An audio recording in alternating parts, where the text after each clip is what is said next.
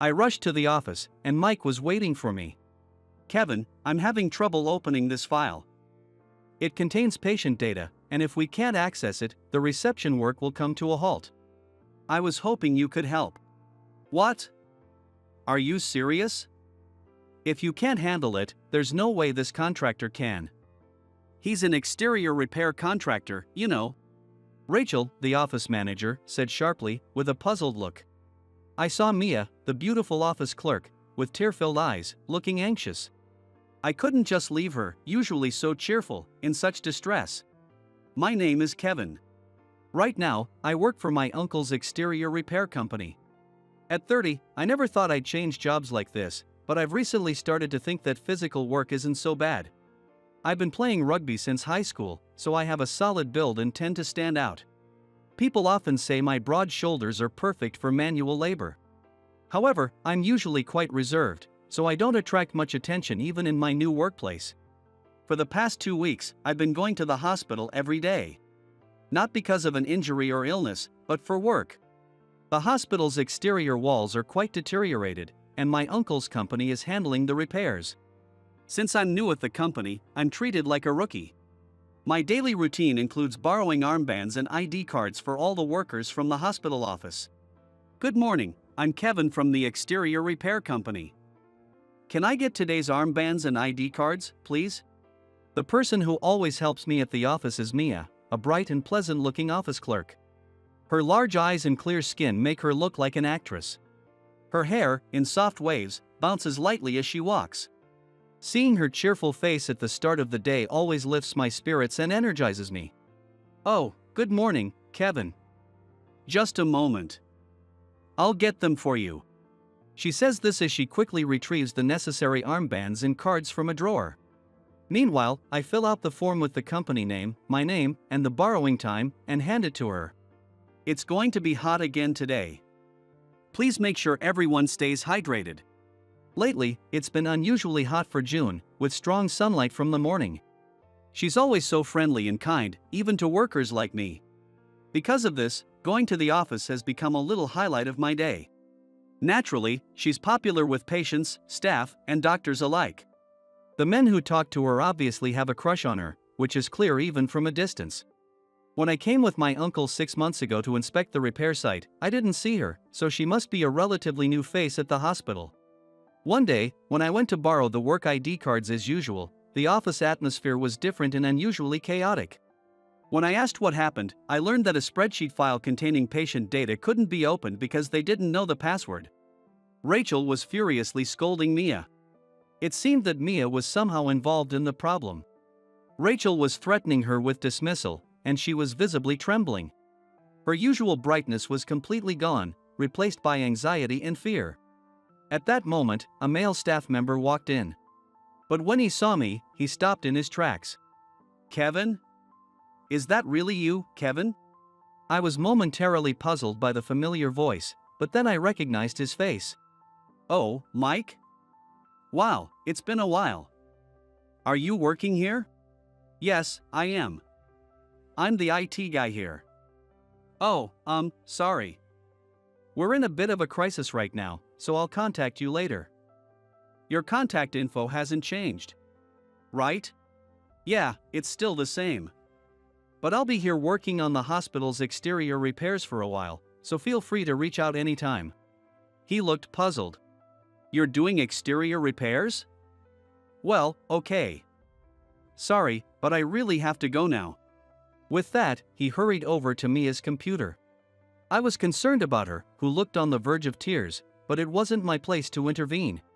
Plus, with Mike handling IT, I figured things would be resolved. It seemed impossible to get the armbands and ID cards from Mia today. I reluctantly asked another office clerk to prepare them and left the office. While I was working outside, the clerk who lent me the armband came looking for me. "Excuse me, is Kevin around here?" she called out loudly. "Yes, that's me." "What's up?" I replied just as loudly. "Mike from IT asked me to bring you over." Not knowing what it was about, I got permission from my uncle to leave my post. Since I was still an assistant, my absence wouldn't cause much disruption. I rushed to the office, and Mike was waiting for me.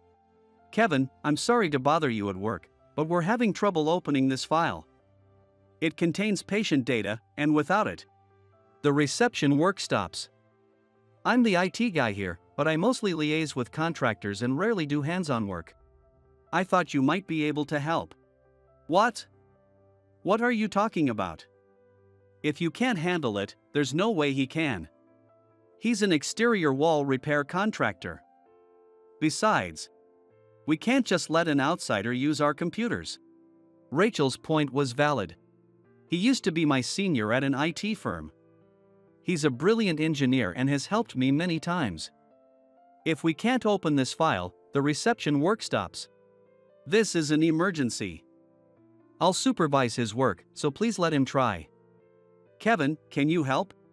Looking at the reception area, I saw clerks handling tasks on paper, creating a longer than usual line. Rachel, clearly irritated, responded. All right. But make sure you watch him closely and recover the file. I used to work in IT, but I had been away from that field for a while. However, I decided to lend a hand at the request of a junior colleague. Above all, I couldn't ignore Mia, who was always so cheerful, now looking so troubled. Mike, I'll help if I can. First, let me understand the situation. Why was the password changed, and is there a backup file? I'll explain. Mia said, her face full of anxiety. We update the password monthly for security. I followed the procedure to change it. The backup files are in this folder. I always save them here before changing the password. But when I checked, all the backup files were gone. Gone? Maybe they were moved to another folder? Mike interjected. I thought so too, but I searched and found nothing.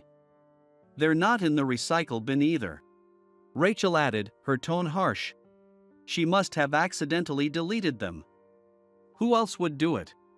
Those words made her look like she was about to cry. I asked Mia. Do you have any idea what the new password might be?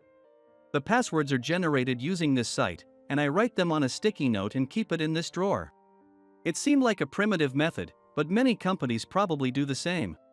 Did you check if the new password worked after changing it? Yes, I did. I'm not lying. Seeing her desperately defend herself, I felt like I was interrogating her and started feeling sorry for her. I understood the situation. I tried the password she had changed, its variations in uppercase and lowercase, and the original password, but the file wouldn't open. So, I decided to look up methods and tools online to decrypt the password. There was a sense of tension, mixed with a bit of nostalgia for my old job. A few minutes after running the tool, I successfully decrypted the password. The file's open. Mia, who was watching, exclaimed with shining eyes, "Wow, that's amazing." Thank you so much, Kevin. Mike also expressed his gratitude for my work. Kevin, you're incredible. Thank you. I can't believe you solved it so quickly. You're amazing. The staff around us shared in the joy, and the atmosphere instantly became brighter. Seeing everyone's relieved smiles made me happy as well. I never expected to be thanked so much. But I had doubts about the incident. Why were the backup files deleted? Why didn't the password Mia had confirmed work? Something felt off. I left the office to get back to my work, feeling a bit embarrassed by the grateful send-off from everyone, like I was a hero. That evening, when I went back to the office to return the armbands and ID cards, Mia suddenly spoke to me. Kevin, thank you so much for today. If you don't mind, would you like to grab dinner together? I was surprised and overjoyed by her invitation, pumping my fist in my mind. Honestly, I never expected her to ask me out. Yes, of course. I'd love to. I replied with a smile, though I was a bit nervous. The staff around us briefly glanced our way. Their expressions showing surprise and curiosity, with some even smiling. Noticing this, Mia blushed slightly. We agreed to meet at the hospital entrance. Usually, she wore her office uniform, so I hadn't noticed, but her casual clothes were lovely. A feminine top with stylish jeans. She had the aura of a sophisticated adult woman. In contrast, I was still in my work clothes. She initially suggested a fancy restaurant, but I declined. Dressed like this, they'd probably not let me in. We left the hospital and started walking towards a nearby pub. The town was bathed in the orange glow of sunset. "Are you familiar with this area?" she asked. "Well, it's alright. I know a few good bars, and the one we're going to today has great fish," I replied, sharing some local anecdotes with her. Most of them were things I had learned from my uncle. "I see.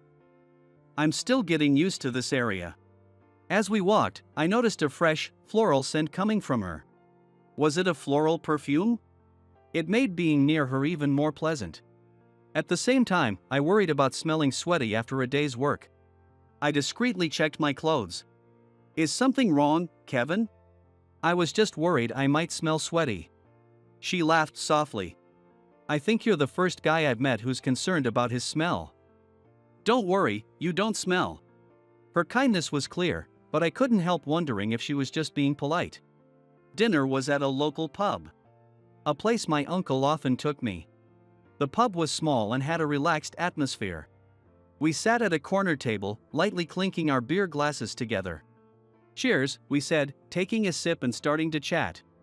We began with proper introductions. "Her name is Mia. She's 28, 2 years younger than me." She asked me to speak casually, so I did. I noticed her phone on the table, displaying a stunning nature photo. "That photo is amazing. Where did you take it?" I asked, intrigued. "Oh, I took this at the top of a mountain I visited last month during my break." "I love photography, especially capturing nature," she replied, beaming. "Wow, I also enjoy photography. I often go hiking and take landscape photos." I didn't expect us to have that in common. Mia, excited, suggested, "Then we should go on a photo shoot together next time." Her words made my heart skip a beat. Could this be a date invitation? But then I thought, maybe it's just a group outing with other photography enthusiasts. Not wanting to jump to conclusions, I replied calmly, "That sounds great. I'd love to. We can learn about each other's styles and have some fun." Our conversation flowed as we shared photos. While I was scrolling through my phone, Mia stopped me. "Wait, that photo is beautiful." Our fingers brushed against each other. It might have been nothing to her, but it made my heart race. We had planned to have a quick meal, but we ended up talking for 3 hours.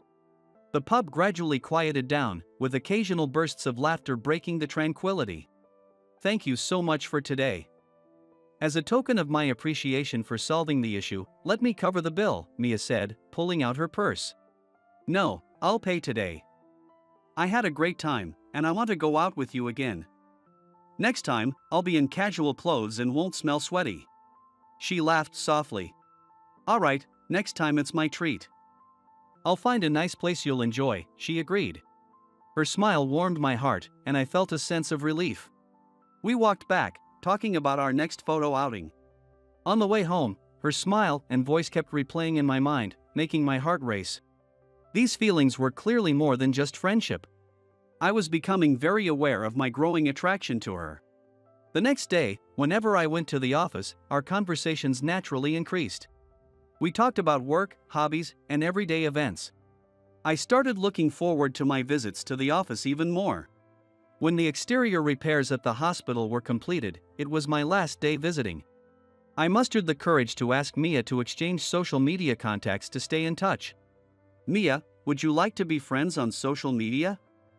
I'd love to share more about photography and other things with you." She smiled brightly. "Of course, I'd love that. I'd like to talk more with you and hear about your photography." Her positive response was a huge relief.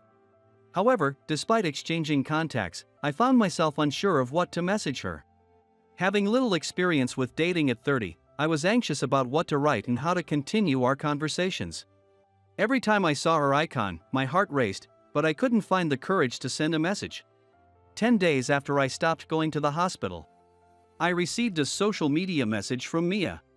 The message read, "Hello Kevin. I'd like to meet and talk with you directly. Do you have some time?" Seeing her message made my heart pound. I felt guilty for not messaging her earlier. But the joy of seeing her again was much greater. I quickly replied, arranging to meet her. It had only been 10 days since we last met. But I was nervous. Meeting her in a different place from the hospital added to my nerves. When she arrived at the cafe, we exchanged smiles.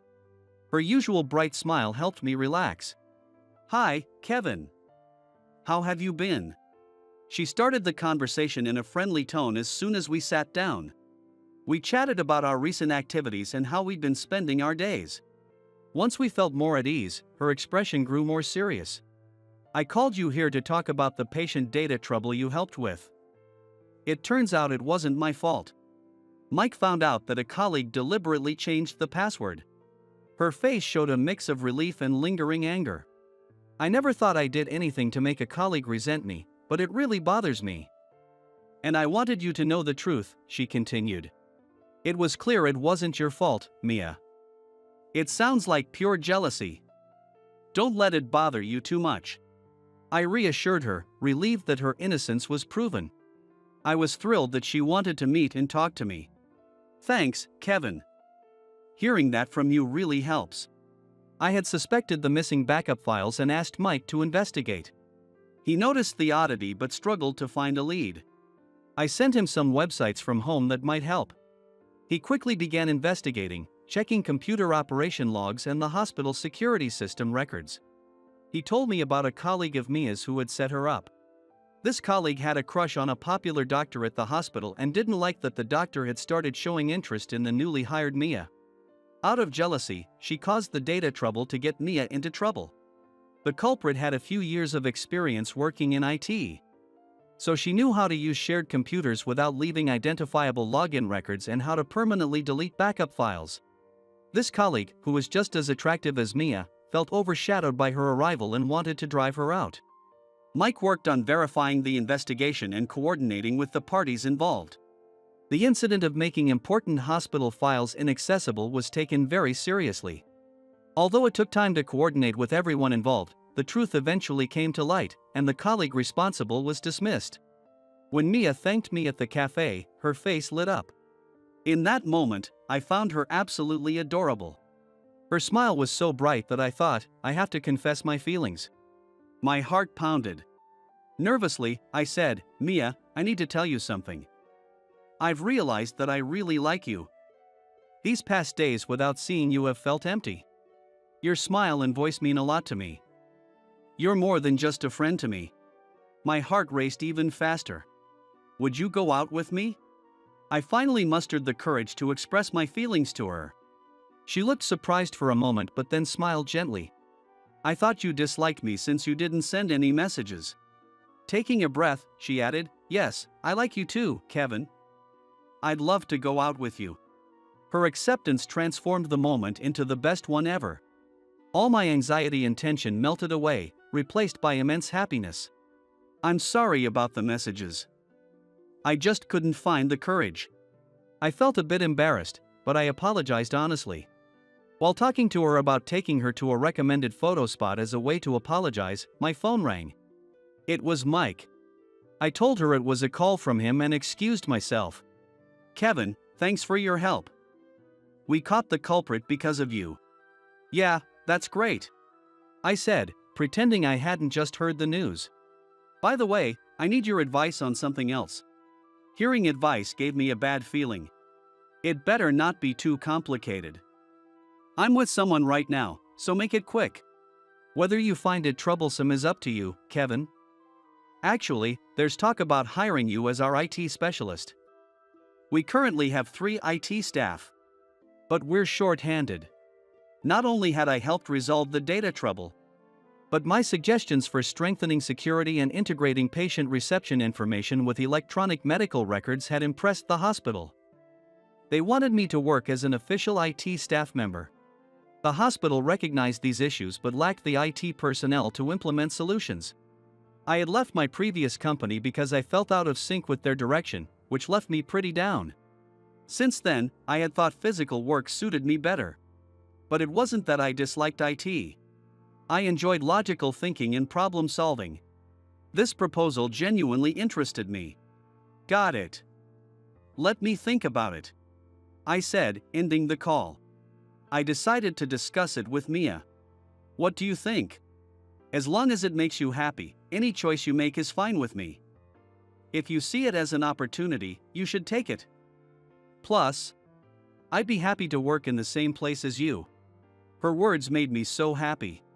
Hearing that, my fears about returning to IT vanished. One thing that still bothered me was the job my uncle had introduced me to. After quitting my previous job, I had been quite depressed. I had resigned impulsively, causing trouble for those around me. Without another job lined up, I had become a recluse, barely leaving the house. Seeing this, my mom couldn't bear it anymore and talked to my uncle. He had always been family-oriented and supportive. Upon hearing about my situation, he immediately offered me a job. "Kevin, why not help with exterior repairs? It'll be good to get outside and move around."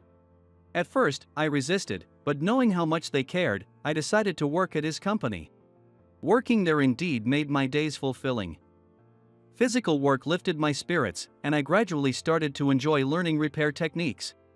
"Seeing me become brighter," he often said, "see? Working is important." Solving the data trouble at the hospital boosted my confidence. He understood my transformation better than anyone. Would this be betraying him? The next day, I went to see my uncle before work started. It was rare for me to approach him directly. He quickly sensed that I wanted to talk and listen to me. "If moving forward makes you happy, that's what matters most. Exterior repair work is important, but your happiness is paramount," he said, encouraging me warmly. His support meant more than I could express. I decided to pursue my IT career again. Oddly, this decision felt like a fresh start, and I was excited. Time flew by as Mia and I started dating. Getting to know each other deeply, we felt a bond beyond just being lovers. Naturally, this led to marriage. Married life turned out to be even happier and more fulfilling than I had imagined. We often enjoyed photography together, a passion we both shared. Next year, we'll have a child. Now, we dream of hiking and taking photos with our child. My name is Mark. I grew up in a poor household and never got anything I wanted. Even so, there was nothing I could do about it, so I endured it. But, at my parents' request, I started working right after middle school to support the family. To be honest, I still don't know why my family didn't have any money. Even as an adult, I can't understand why we were so poor. I want to know, but whenever I ask, the question is brushed off.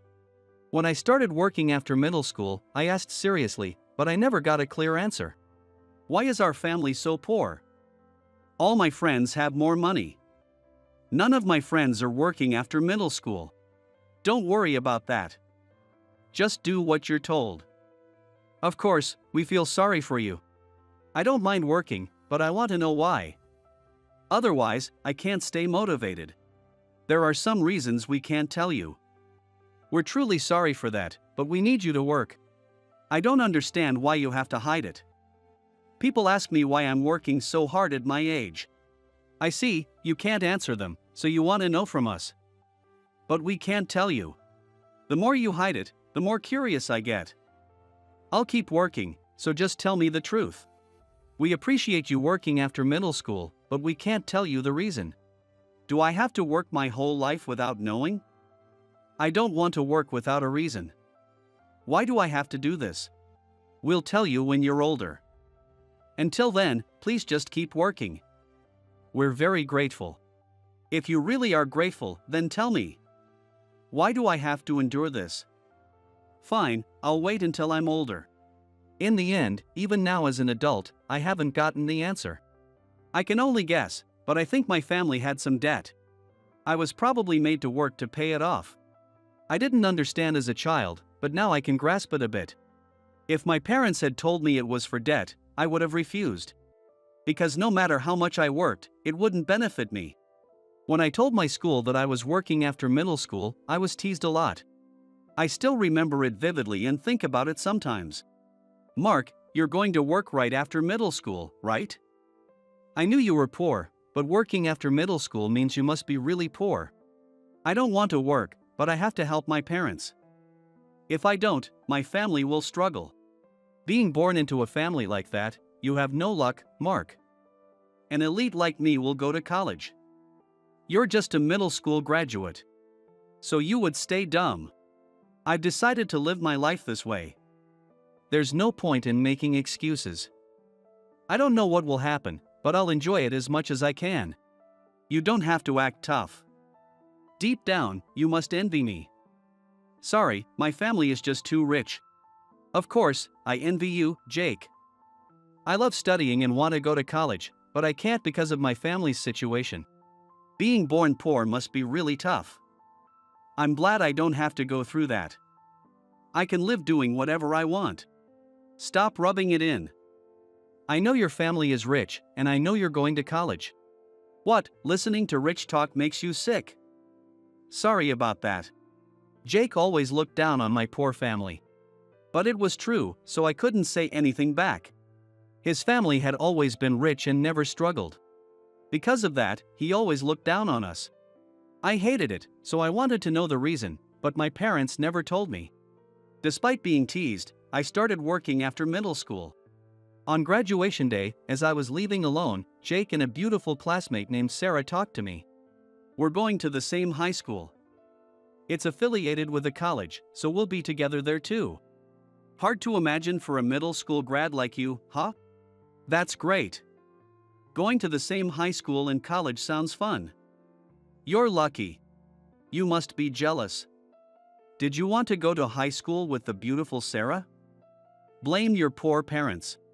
You don't have to say that. Jake, you were just lucky to be born into a rich family. How can you be so arrogant?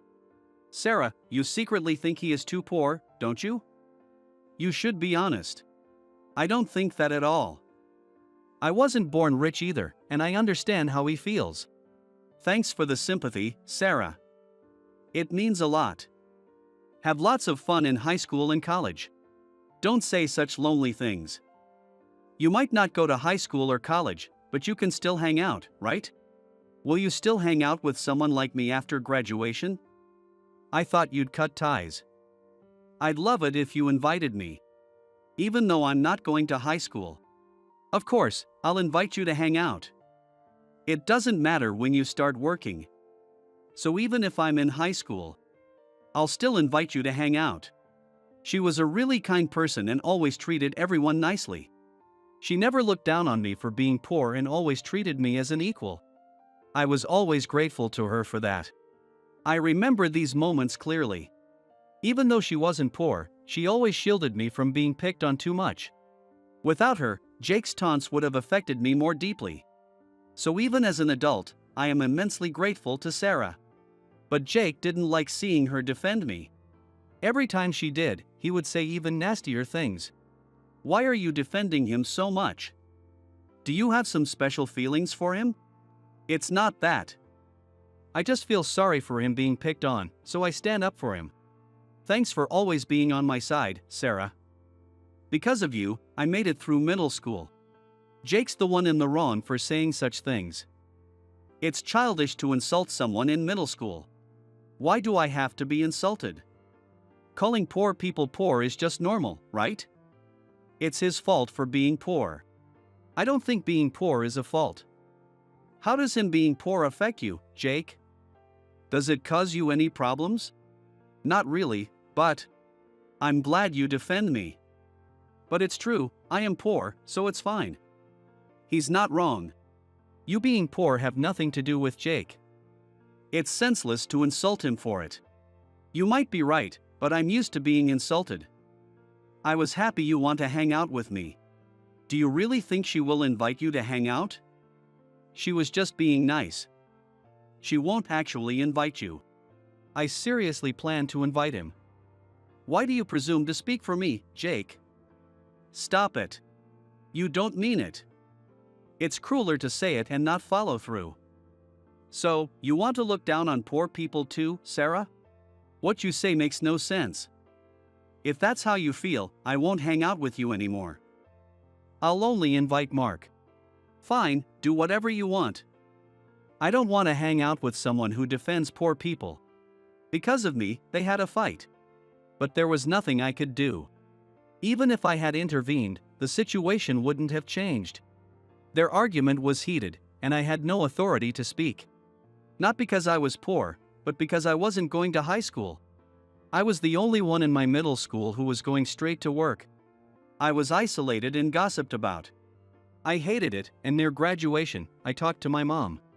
I feel like everyone knows I'm working after middle school and they're talking behind my back. What should I do? Thinking about it is a waste of time.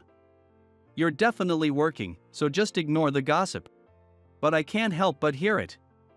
Classmates insult me directly. It's because we're poor, you know that, right? Even if I call the school, they will just act out more. There's nothing we can do. Maybe, but I'm the only one working after middle school. I want to stop the gossip somehow. You're entering the workforce early, which is admirable. Education isn't everything, so don't worry. I've kept it a secret, but I want to go to high school and college too. I want to hang out with friends. I'm sorry we can't send you to high school or college. But you can still hang out with them. Treasure those friendships. If I hadn't been born into this family, I'd have a happier life. Why was I born here? I thought you were happy being born into this family because you never said otherwise. I don't always think that, but when I'm gossiped about, I wonder why I was born into this family. When I said that, Mom went quiet. She knew I was struggling and couldn't argue back. If she had, I might have rebelled. But seeing her expression, I knew I wasn't abandoned, so I resolved to work hard for my family. So I graduated from middle school and entered the workforce immediately. Now, I'm living alone, away from my parents' house. One day, out of the blue, I got a call from Sarah. I'm sorry for calling suddenly, Mark. I'm not the organizer, but I had your number, so I decided to call. No problem at all. You mentioned an organizer, what's that about? Is there a reunion or something? I thought I sent an invitation to your parents' house, but maybe you didn't get it. There's a class reunion in our hometown in 2 months. Oh, I had no idea. I've moved out and live on my own now, so I must have missed the invitation. Your invitation was probably sent to your parents' place. Since you didn't respond, I decided to call you. So, I can just confirm my attendance over the phone? I'd love to attend, but I'm a bit nervous about a reunion. You're a respectable working adult now, so there's no need to be nervous. But some of the attendees did say hurtful things back then. Well, I'll give it a try. If it gets uncomfortable, I'll just leave early and grab a drink somewhere. I'm sure that won't happen, but if it does, I'll join you. I think you're amazing for being so independent. It's not a big deal, but thanks. I'll go since you invited me. Great, I'll let the organizer know. I'll send you the details about the venue later. That's how I ended up deciding to attend the reunion. Since graduation, she is the only one I've stayed in touch with. So she went out of her way to contact me. I never expected a reunion, let alone an invitation. I'm sure they sent invites to everyone, but it was nice to be included. Not knowing what to expect, I decided to go, feeling a bit nervous. 2 months later, the day of the reunion arrived. I was supposed to go with Sarah, so we met at the train station. I've never been to a reunion, so I'm nervous. I've never been to anything like a college party either, so I feel out of place. Don't worry too much. Everyone's more grown up now. Just avoid the wrong groups, and you'll be fine. I'm glad you know these things. Without you, I wouldn't have come. Thanks for hanging out with me after graduation. I'm happy to hang out with you too. I know you're busy, but you always show up when I invite you. It's the best. Of course, I'd go if you invite me. I don't have many friends, and you're one of the few who invites me out. Whether that's true or not, it makes me happy. I learn a lot from hanging out with you, and you helped me during my job hunt. I don't know how I helped, but if hanging out with me had a positive impact, that's great. I'd love to keep hanging out. Let's grab a drink after the reunion. By the way, Jake is supposed to attend. I wonder what kind of adult he is now. To be honest, I don't want to see him. I have no good memories of him, and he'll probably look down on me again. If he starts, I'll leave early. I expected Jake to attend, but the thought of seeing him made me nervous.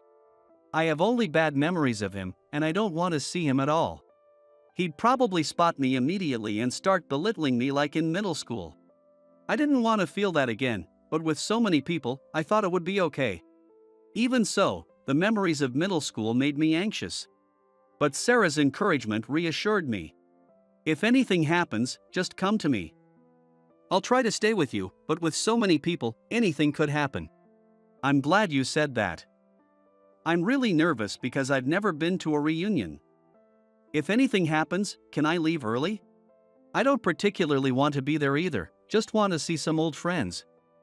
We can leave after chatting a bit. Just hearing that makes me feel better. I'll keep an eye on Jake. Even though I'm more mature now, I still get nervous. There will be lots of adults around. If he says something out of line, someone will stop him. I hope so. Memories of middle school keep coming back. I just want it to go smoothly. So, feeling nervous, I arrived at the reunion venue.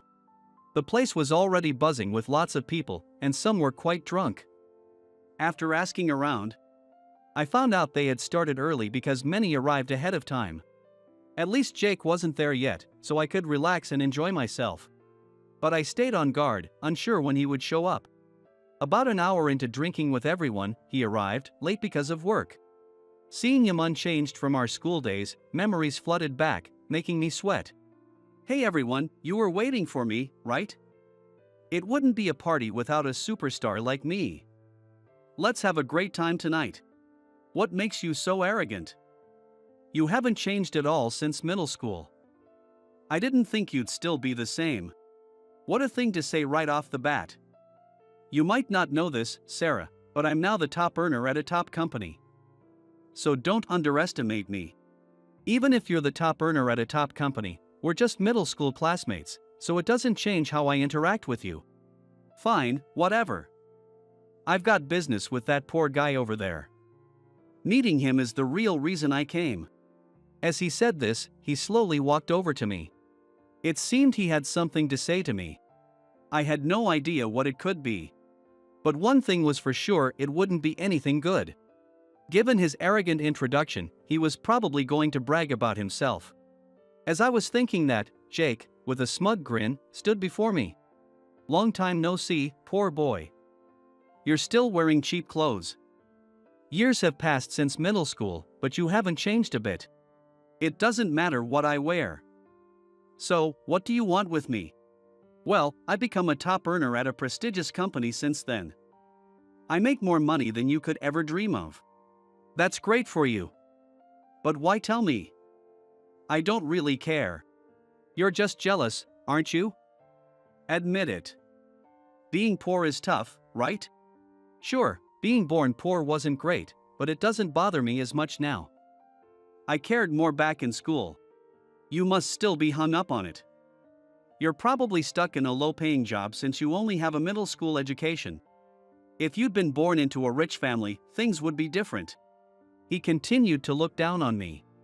His reason for approaching me was to belittle me. As Sarah said, he hadn't changed since middle school. He flaunted his privileged life and looked down on others. It seemed like some of our classmates were laughing along with him. They were probably the ones who gossiped about me back then, still laughing now. But I've grown up, and such things don't bother me as much anymore. While I was thinking that, Sarah came to my rescue. Let's get out of here, Mark. This place is a waste of time. Let's go somewhere else and have a drink. The atmosphere here is ruining the taste of the alcohol. Sorry for making you feel that way. I'll treat you to the next place. Let's go find somewhere else to drink. You're not going anywhere. How about we all go to his place for the next round? Why would we go to my place? Aren't there usually planned venues for the after party? It makes no sense to come to my place. I want to see a poor person's home. Although, I bet it's an old, shabby apartment compared to my home. Fine, you can come over. But is everyone okay with moving the after party to my place? You're probably not happy about it, right? Your place is probably too small to fit everyone. Don't make us suffer. I don't know what you consider suffering, but I'm fine with it. I sometimes have drinks at home, so I have some alcohol. I don't want to drink your cheap liquor. I'll bring the alcohol. By the way, I live in a brand new apartment. Jake started showing everyone pictures of his apartment. It seemed he was really a top earner and lived in a nice place for someone in their 20s. While having everyone over was inconvenient, arguing was more trouble, so I agreed. Everyone kept making derogatory comments on the way to my place. They assumed I lived in a shabby, small apartment and planned to laugh when they saw it. Actually, they started booking a second after-party venue. We arrived in front of my building. I moved recently and live here now. I don't know where everyone else lives, but sorry if it feels small. Wait a minute, you live here? Stop joking. You're supposed to live in a shack, right? My childhood home was old, but I moved out and live here alone. It's close to work and very convenient. Why are you talking like this is true? There's no way a poor guy like you lives here. This is a prime location tower apartment. It might be rare for someone living alone, but I love the view, so I live here. The long elevator rides are annoying, though. Stop acting like you live here. Even if you moved out, you must be in some rundown apartment. Show us your real home. Jake couldn't believe I lived in a luxury tower apartment. In middle school, I wore old, hand-me-down clothes, so it was understandable. But now, I work hard and pay my own rent. As I was about to lead them into my home to prove my point, Sarah couldn't hold back any longer and stepped forward. Jake, you might not know this, but he has worked incredibly hard since graduating middle school and is now a successful entrepreneur. Mark, an entrepreneur? He didn't even go to high school. There's no way he could do that. Everyone seems to be laughing, so I guess no one believes it. Here's the website of his company, by the way. Sure, his name is listed as the CEO, but anyone can make a website like this.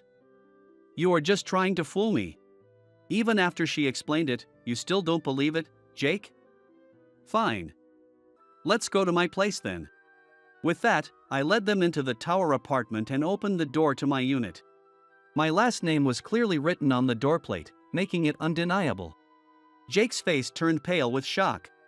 After all, the person he had looked down on was now a successful entrepreneur living in a luxury apartment. He had been so smug, but now he was silent. He couldn't process the reality. Now, do you believe me? If you still don't, you're welcome to visit my office. No way a poor guy could afford a place like this. And seeing your name on the doorplate, you really are a successful entrepreneur. Jake, you've always looked down on him, but he never gave up and worked hard. Now he's shining as a successful entrepreneur. I'm embarrassed to admit it, but being looked down on by you pushed me to work even harder. So, because we insulted you, you grew in defiance? I can't believe I was surpassed by you. After all the insults, to be outdone by the person you belittled, that's truly pathetic. I never thought this would happen. I was so sure I'd never lose to Mark. How did he achieve so much? Thanks to the success of my business, I was able to renovate my parents' old house. They were so grateful and happy. Jake always boasted about his parents' achievements, but Mark has done something truly admirable. He persevered and succeeded despite his circumstances. The person I looked down on has succeeded. In middle school, he seemed so incapable. Who could have predicted this? If you hadn't looked down on anyone, you wouldn't be so devastated now. It must be painful to see the person you insulted succeed, right? With her words, Jake fell silent and left the apartment. It seemed she had hit the nail on the head. Ashamed, he had fled. I've never seen him like that. But I'm glad you could show him up, Mark. It makes me happy too. Thanks for always being there for me, Sarah.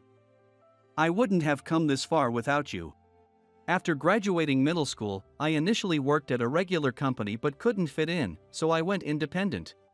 Mentored by successful entrepreneurs, I gradually grew my business. A few years after going independent, I sold my first company. Using the proceeds, I started a new company and built my wealth. Thanks to this, I could repay my parents and live happily. Had I not been born to my parents, I might have remained just an employee, so I'm grateful to them. From now on, I won't let my lack of formal education hold me back. I'll keep moving forward. After returning from a long overseas business trip, I was talking with my colleague, Emily, when I heard our boss, John, shouting from behind. "Stay away from her." I couldn't believe my ears. Emily was also bewildered. Then John dropped a bombshell. "Emily and I are going to start dating." He said this while putting his arm around Emily's shoulder. It was clear that Emily was uncomfortable. There's no way Emily would date John. That's simply impossible.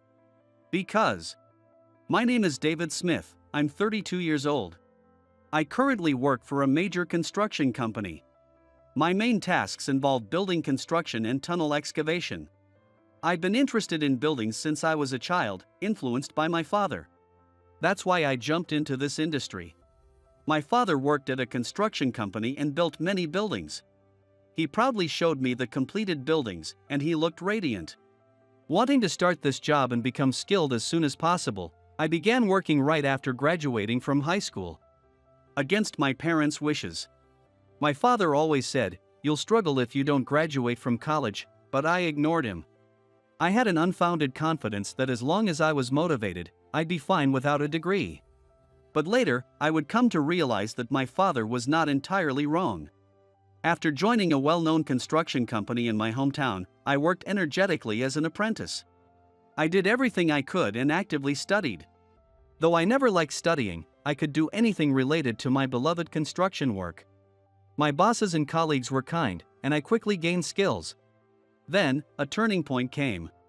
A few years after I started working, I received a transfer notice from the head office. In this company, there is a mandatory transfer every few years to better understand the company. Though I was prepared, I was stunned when I saw the paper from the head office. I was being transferred to the sales department at the head office. Could someone like me, who had always worked on site, handle sales? I was extremely anxious. And my fears would come true. On my first day in the sales department, I walked into the office with nervous steps. It had been a while since I wore a suit, so my movements were awkward. Then, a beautiful woman appeared in front of me. "You're David, right?" "I'm Emily, and I'll be your mentor from today." "Nice to meet you." Emily said this and guided me to my desk. Seeing how kind and approachable Emily seemed, I felt genuinely relieved.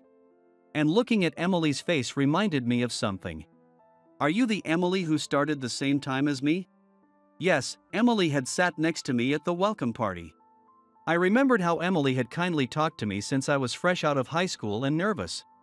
Emily seemed to remember the day too, and her face brightened up. "Oh, you're that guy. I remember. It's been years since then.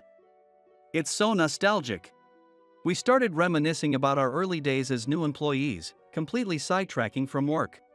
But then, a loud voice interrupted us from behind. "Chatting right after a transfer? You've got some nerve. I heard you were a high school graduate from the field. But I didn't expect you to look so incompetent." Stop distracting Emily from her work. John was inexplicably furious with me. I couldn't understand why I was being scolded so harshly. What did he mean by saying, I looked incompetent because I graduated high school? Emily immediately came to my defense. "David is my peer, and we were just catching up.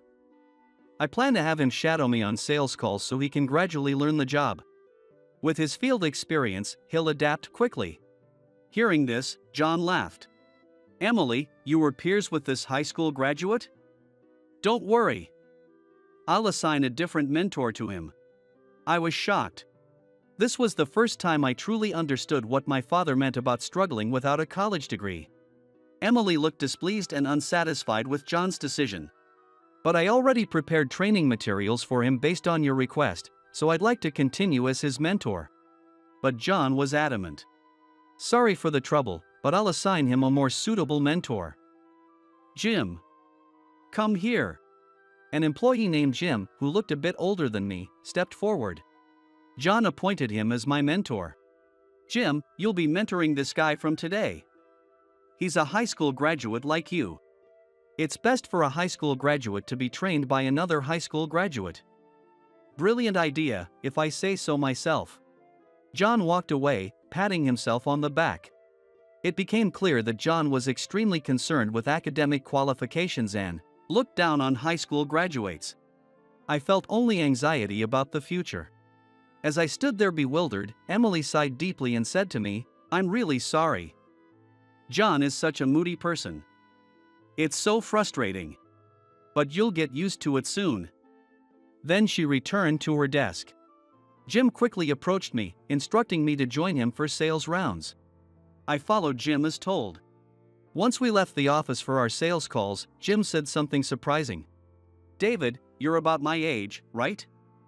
I've been wanting to transfer out of here, but I haven't gotten the orders yet. I don't want to work under someone like John." Jim sighed deeply. It's natural not to want to work under someone as arrogant as John.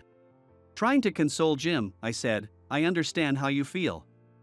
I was called incompetent just for being a high school graduate right after my transfer. I'm worried about how things will go from here." But Jim's expression didn't brighten.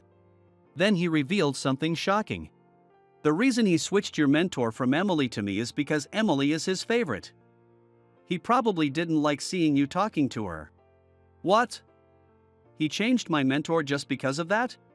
Jim continued. "Yeah. The sales department is John's domain. In the past, he transferred male employees rumored to be close to Emily. That's the kind of person he is."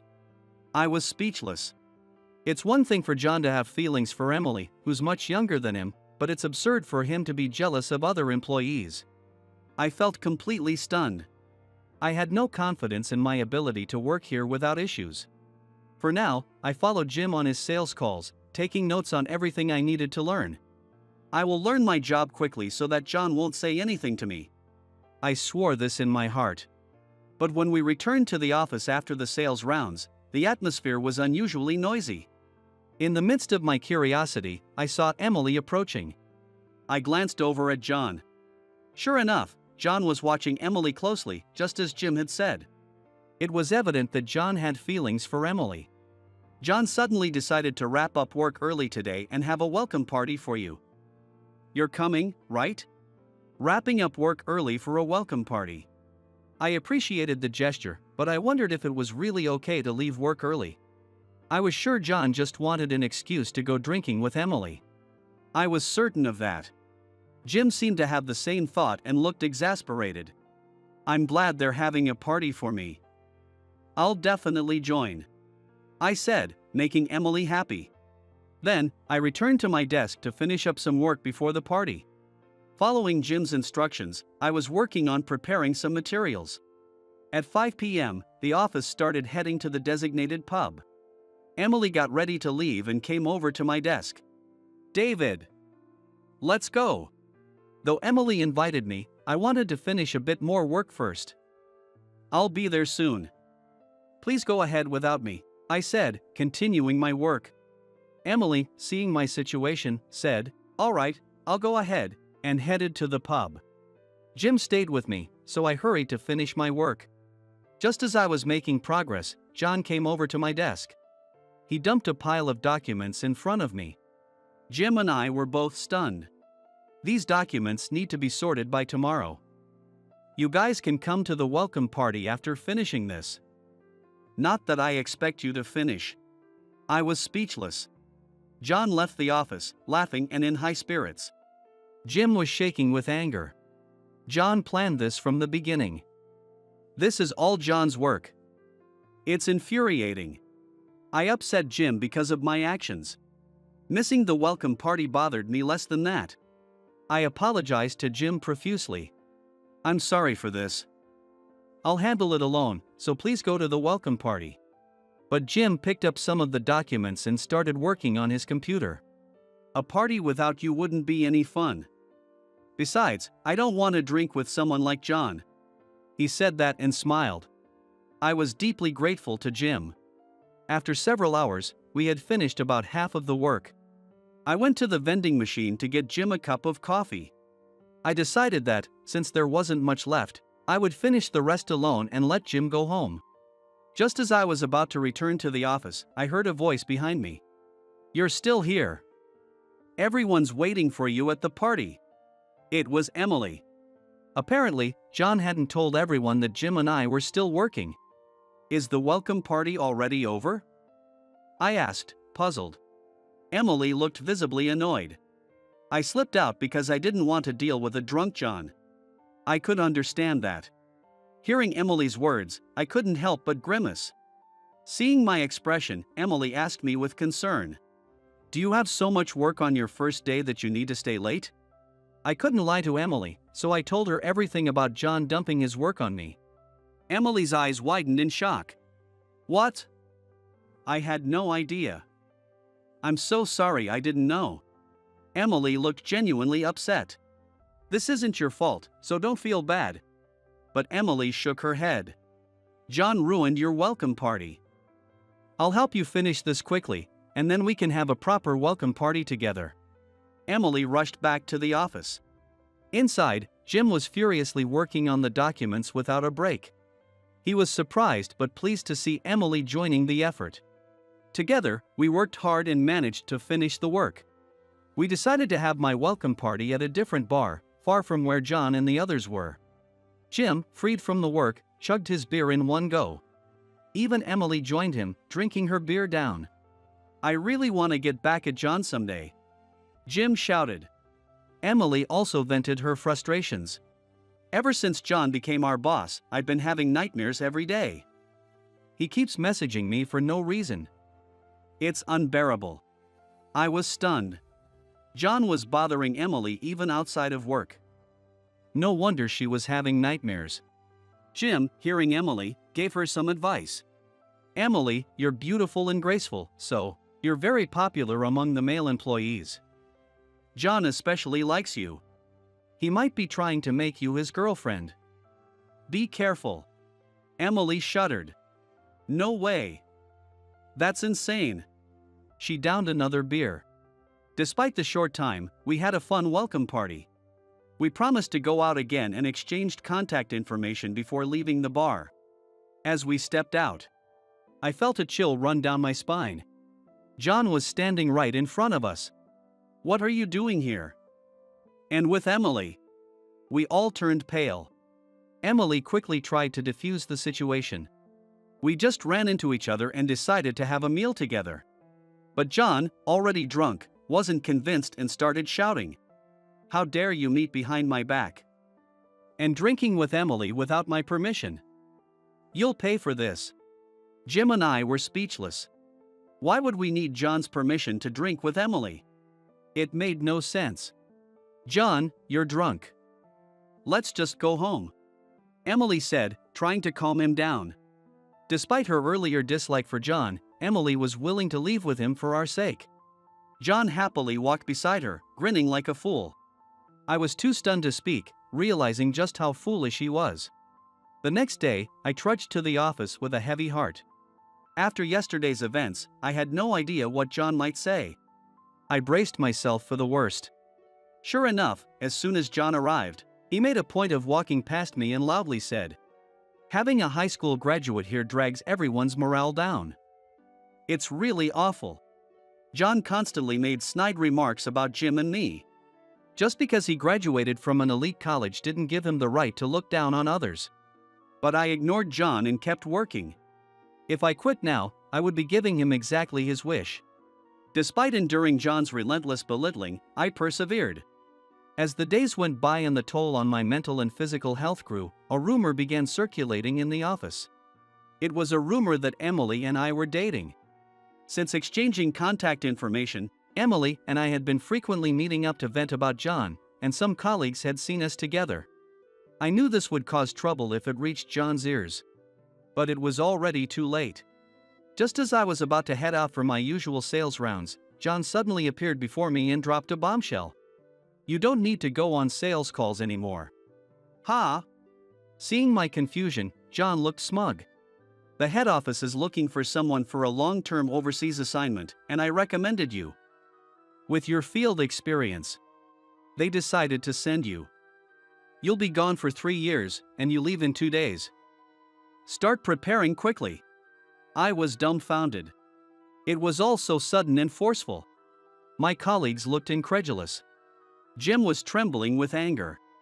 I'm being sent on a long-term overseas assignment? I asked repeatedly. But John just laughed. I'll be glad to see you gone. You're not even close to being good enough for Emily. He really wanted to separate me from Emily that badly. I was in shock. But John's orders were absolute. I had no choice but to comply. Back at my desk, I started packing my things. Seeing this, Emily rushed over to me. This is too cruel. I'll talk to John for you. She tried to go to John, but I stopped her. I couldn't let Emily get dragged into this. And so, I departed for overseas. The overseas assignment allowed me to use my experience and improve my skills, making it a valuable opportunity. What was supposed to be a 3-year stint turned into 4 years before I knew it. As I was working on site as usual, I received a phone call. It was from the main office in the US. I was instructed to return to the head office next week. I was finally going back to the US. I felt a surge of excitement at the thought of returning home. The day arrived, and after a long journey, I landed in the US. I headed straight to the office to greet everyone. The main office hasn't changed at all since I last visited. The same scenery greeted me as when I left for my long overseas assignment, which somehow felt reassuring. As I walked down the familiar hallway, I heard a voice call out from behind. I turned around to see Emily standing there. Welcome back, David. I felt a bit nervous seeing Emily again after so long. Jim has been eagerly waiting for your return too. Knowing that everyone had been waiting for me made me happy. As I was having a pleasant conversation with Emily, a sudden shout came from behind me. Don't you dare mess with my girl just after coming back. I couldn't believe my ears. What on earth was he talking about? Emily also looked confused, staring at John. What are you saying? Emily isn't your girlfriend. You shouldn't talk like that in front of a female colleague. When I said that, John glared at me. Then he said something unbelievable. Emily and I are going to start dating. Who do you think you are to talk to a department head like that? John put his arm around Emily's shoulder. Emily pushed him away, saying, John, stop it. I don't like you at all. What? Emily, you do like me, right? Despite Emily's clear rejection, John wouldn't accept it. Just then, a loud laugh came from behind me. It was Jim. John, you should stop harassing Emily. Shut up. This has nothing to do with you. Why are you interfering? John's loud voice attracted a crowd in the hallway. Everyone watched in shock as John made a scene. Then suddenly, the hallway fell silent. Someone pushed through the crowd and addressed John. What's all this commotion, John? The president, Mr. Johnson, looked at John curiously. Then, noticing me, he smiled. David! You're back. Emily missed you so much. Finally, after 2 years of marriage, you can live together properly. Dad, please stop saying that in front of everyone. Emily blushed, her face turning bright red. Sorry. I just got excited seeing how happy you are. Well, see you later, Mr. Johnson said, heading into the conference room. John looked bewildered. What? Married for 2 years? Emily is the president's daughter? John was completely confused. I decided to tell him the truth. I thought you knew, John. Emily is Mr. Johnson's daughter and my wife. What? John looked stunned. Jim laughed again. That's why I told you to stop bothering Emily, Jim said. John stared at me in disbelief, so I showed him the matching wedding ring on my left hand. Finally understanding the situation, John left the scene, looking dejected. The gathered crowd started clapping, congratulating us. The truth was, Emily and I had gotten married 2 years ago during my time overseas. When the rumors about us dating started, we were already a couple. Emily always listened to me and supported me through tough times. I wouldn't have made it through without her. I proposed to Emily while I was still overseas because I wanted to be with her even more.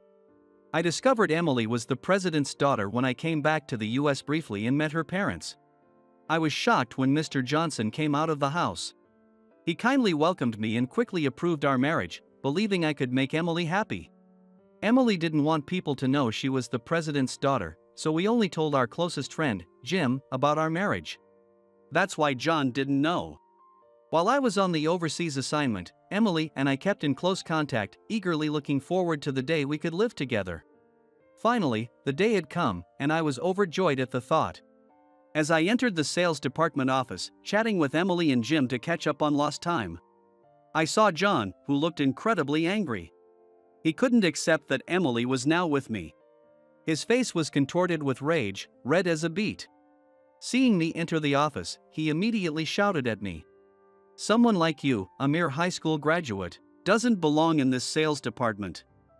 Why did you come back? You should have stayed overseas forever." Here we go again. I had anticipated this reaction when I told him about marrying Emily. But hearing John's harsh words after so long was tough.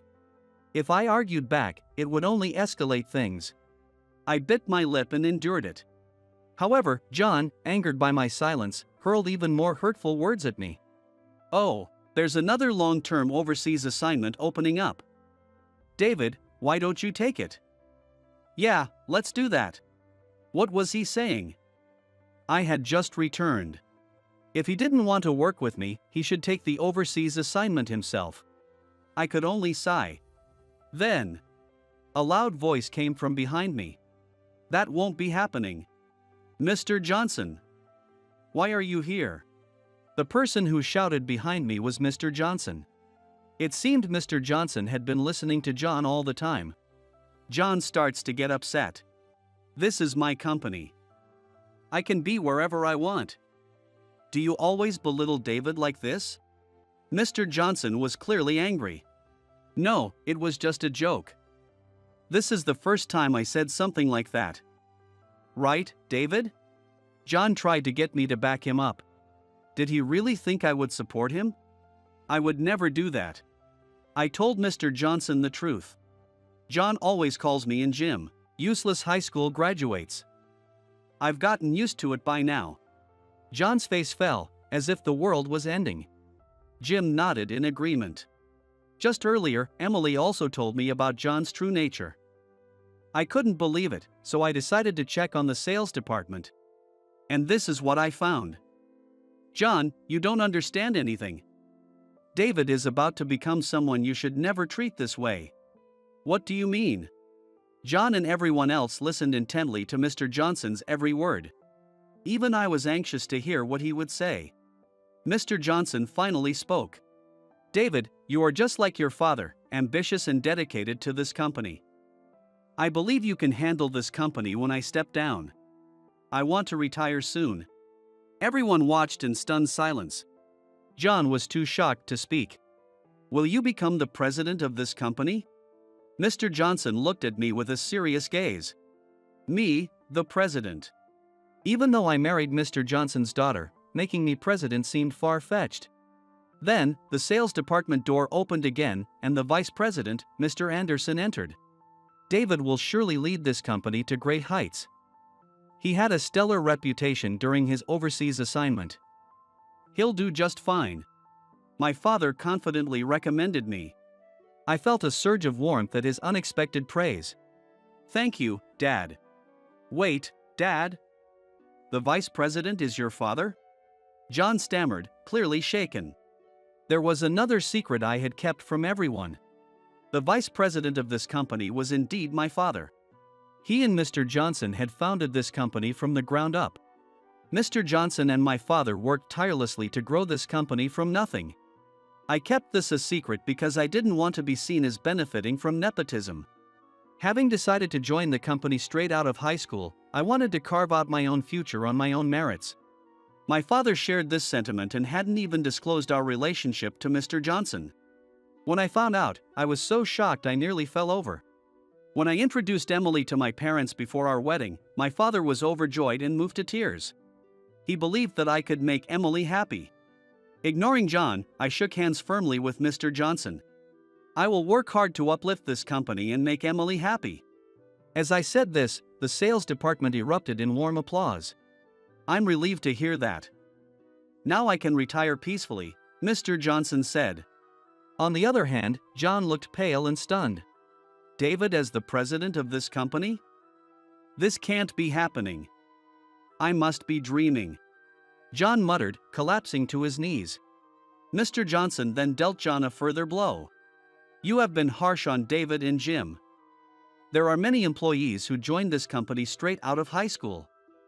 With you as their superior, more employees will suffer. You are demoted as of today. John looked at Mr. Johnson with desperate eyes. Demoted? But I've worked so hard. Please, give me another chance.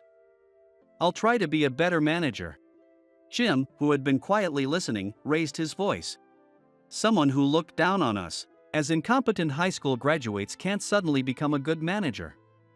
Start over from scratch. Mr. Johnson nodded in agreement. Unfortunately, I agree. People don't change that quickly. Reflect on your past actions. John hung his head and began to cry. None of our colleagues went over to comfort him. As Mr. Johnson decreed, John was demoted and transferred. He kept begging Mr. Johnson to reconsider, but to no avail.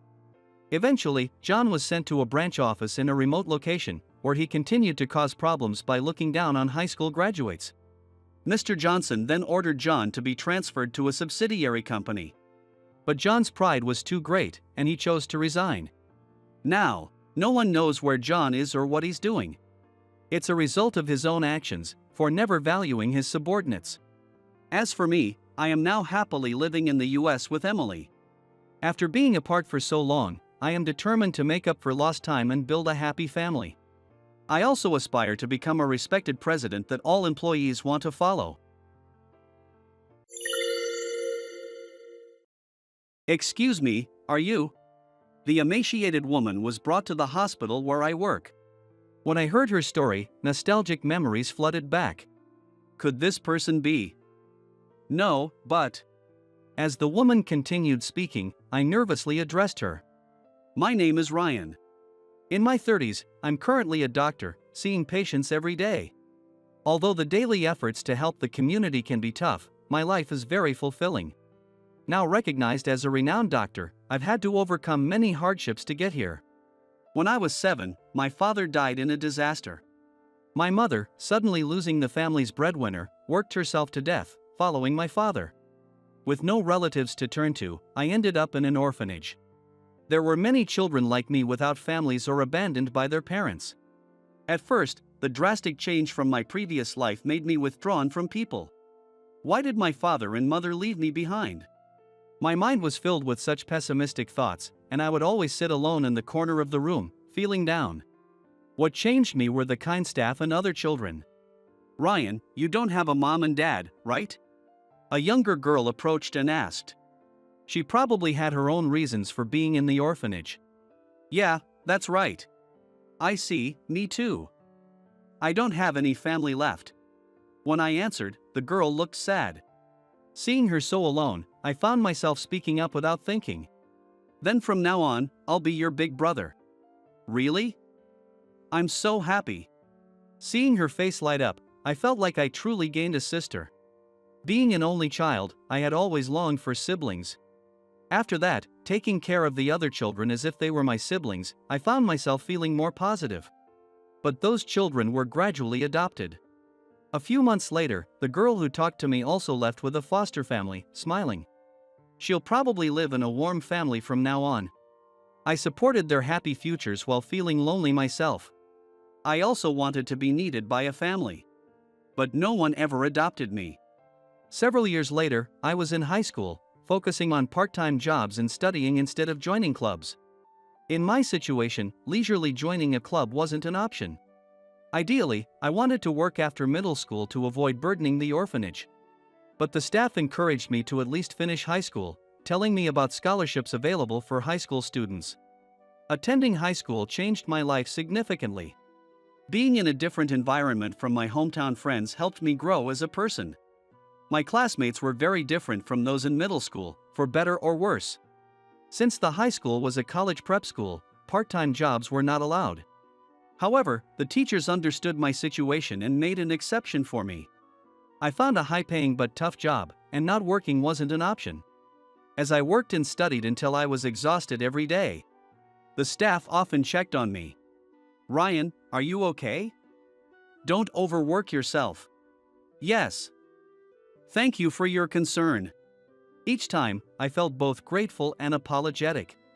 The staff at the orphanage had been kind to me from the moment I arrived, and I was truly grateful for that. That's why I worked hard in high school and at my part-time jobs to repay the kindness I had received. After finishing high school, I went on to college. After graduating from college, I aimed to go to medical school to pursue a career in healthcare. It was my high school mentor who guided me on this path. At first, I was hesitant because I thought I couldn't afford medical school, but Mr. Smith persuaded me passionately. He pointed out that despite working tough jobs, my grades were excellent, and he encouraged me to pursue my talents. The truth is, my father had died from injuries sustained in the disaster. Because of that, I grew up wondering if I could have saved my father's life if I had been a doctor. I dreamed of becoming a doctor to help people suffering from accidents and disasters, to prevent more children from experiencing the sorrow I did. However, the cost of college alone was daunting, and the thought of medical school tuition was overwhelming. So I had given up on the idea of pursuing medicine from the start. But Mr. Smith researched and found local universities with scholarship programs and medical schools that recently announced full tuition waivers. These programs offered various special benefits for academically talented and financially struggling students, such as tuition waivers and scholarships. Encouraged by the idea that I might qualify, I felt my heart swell with hope. "Thank you. I'll do my best." Thus, I resolved to become a doctor and, after intense studying, I was accepted. I was also selected as a special scholarship student, starting my journey toward my dream of becoming a doctor. However, even with tuition covered, I still needed to earn money for living expenses. So, I started working part-time as soon as I enrolled, trying to save as much as possible. I found a high-paying but tough job and worked tirelessly, sacrificing my free time. Balancing work and studies was extremely challenging, but maintaining good grades and proper conduct was essential to keep my scholarship. Therefore, I made sure to keep up my studies and never let my grades slip. As a result, I managed to save some money, graduated top of my class, and entered medical school, only to find myself immediately immersed in clinical training. Experiencing team-based medical care with patients, their families, and fellow doctors made the reality of becoming a doctor sink in. Clinical training was tough, but the thought of becoming a doctor filled me with joy, and I enjoyed encouraging each other with my classmates. After graduating from medical school and obtaining my medical license, I began my 2-year residency. This was essentially a training period for doctors. And the daily grind often made me question the joy and fulfillment I once felt during clinical training. There was so much to learn, and the demanding environment, often influenced by the mood of senior doctors, was incredibly stressful. The environment was so challenging that I sometimes thought about quitting. In such moments, I remembered the encouraging words from the orphanage staff. Even as a resident, I would visit the orphanage when I could. The staff always greeted me warmly, saying, "How are things going? Don't overdo it, keep up the good work." Their support was a real source of strength for me. Being a resident is tough. "Are you okay? You're not overdoing it?" "Yes, it's tough, but I'm managing." "You don't look well, are you eating properly? You've always been so serious and overworked yourself since you were little." No matter how much I reassured them, they seemed to understand my condition and personality perfectly. I smiled to mask my feelings, appreciating their long-standing support. But as time went on, I became truly exhausted. One day, lying on a bench by the hospital's back entrance, a stranger approached me. This area was off-limits to outsiders, but as I watched, the person spoke to me. "Hello." She was a beautiful woman with a kind smile, and I felt a little flustered. "Nice to meet you, I'm Emily. I'm here for work." "Nice to meet you." "Nice to meet you too. I'm Ryan." When I introduced myself, Emily extended her hand for a handshake. I reached out, and she smiled warmly. Emily had a friendly personality, and despite being strangers, she chatted with me comfortably. Encouraged by her, I found myself responding more and more. I learned from our conversations that Emily was about 10 years older than me. I was surprised because she looked so young and beautiful. We ended up talking a lot about work, favorite music, and other topics. I come here often, so let's chat again. Yeah, I'd like to talk to you again too. That's nice of you to say. See you then. Emily waved and walked away. I knew she didn't see me as a man since I was 10 years younger, but I still wanted to see and talk with her. The turning point in my life came after meeting Emily a few times. One day, I was so busy that I forgot to eat lunch, and my stomach growled loudly in front of Emily. "Ryan, are you eating properly? I didn't have time today.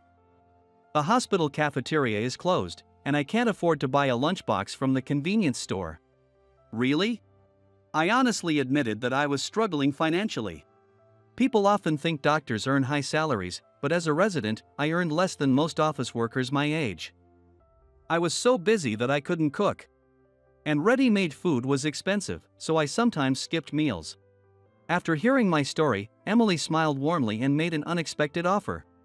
"Then I'll bring you lunch. It would make things easier for you, right?" "Really? Is that okay with you?"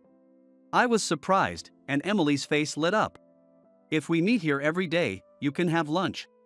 But I'd feel bad about causing you trouble." "It's fine. I make lunch every day anyways, so it's no extra trouble to make two instead of one." Encouraged by Emily's smile, I agreed to have her make lunch for me every day. At first, I thought she was joking, but the next day, she really brought me a lunchbox. "Here you go. Thank you so much. I'll wash the lunchbox and return it.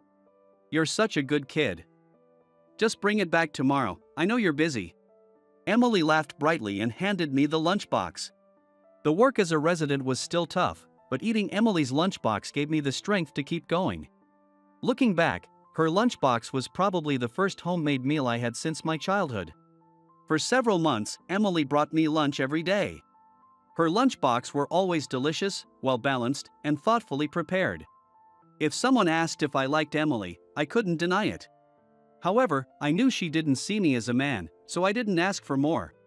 But our relationship abruptly ended. One day, Emily called me out of the blue. "I'm sorry, but I can't bring you lunch anymore starting tomorrow."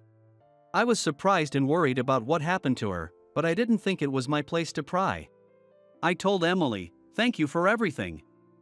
Let me repay you someday," before hanging up the phone, but after that, she never appeared at the hospital again. When I asked the hospital staff, they only said the contractor had changed. I tried calling Emily, but I never got through. I didn't want to bother her by calling repeatedly, so I eventually stopped trying. Sometimes, I would look at the lunchbox I still had and wonder if she was doing okay. Years later, I was working at a community hospital dedicated to supporting local healthcare. I had become recognized as a specialist and was known as a leading doctor in community healthcare.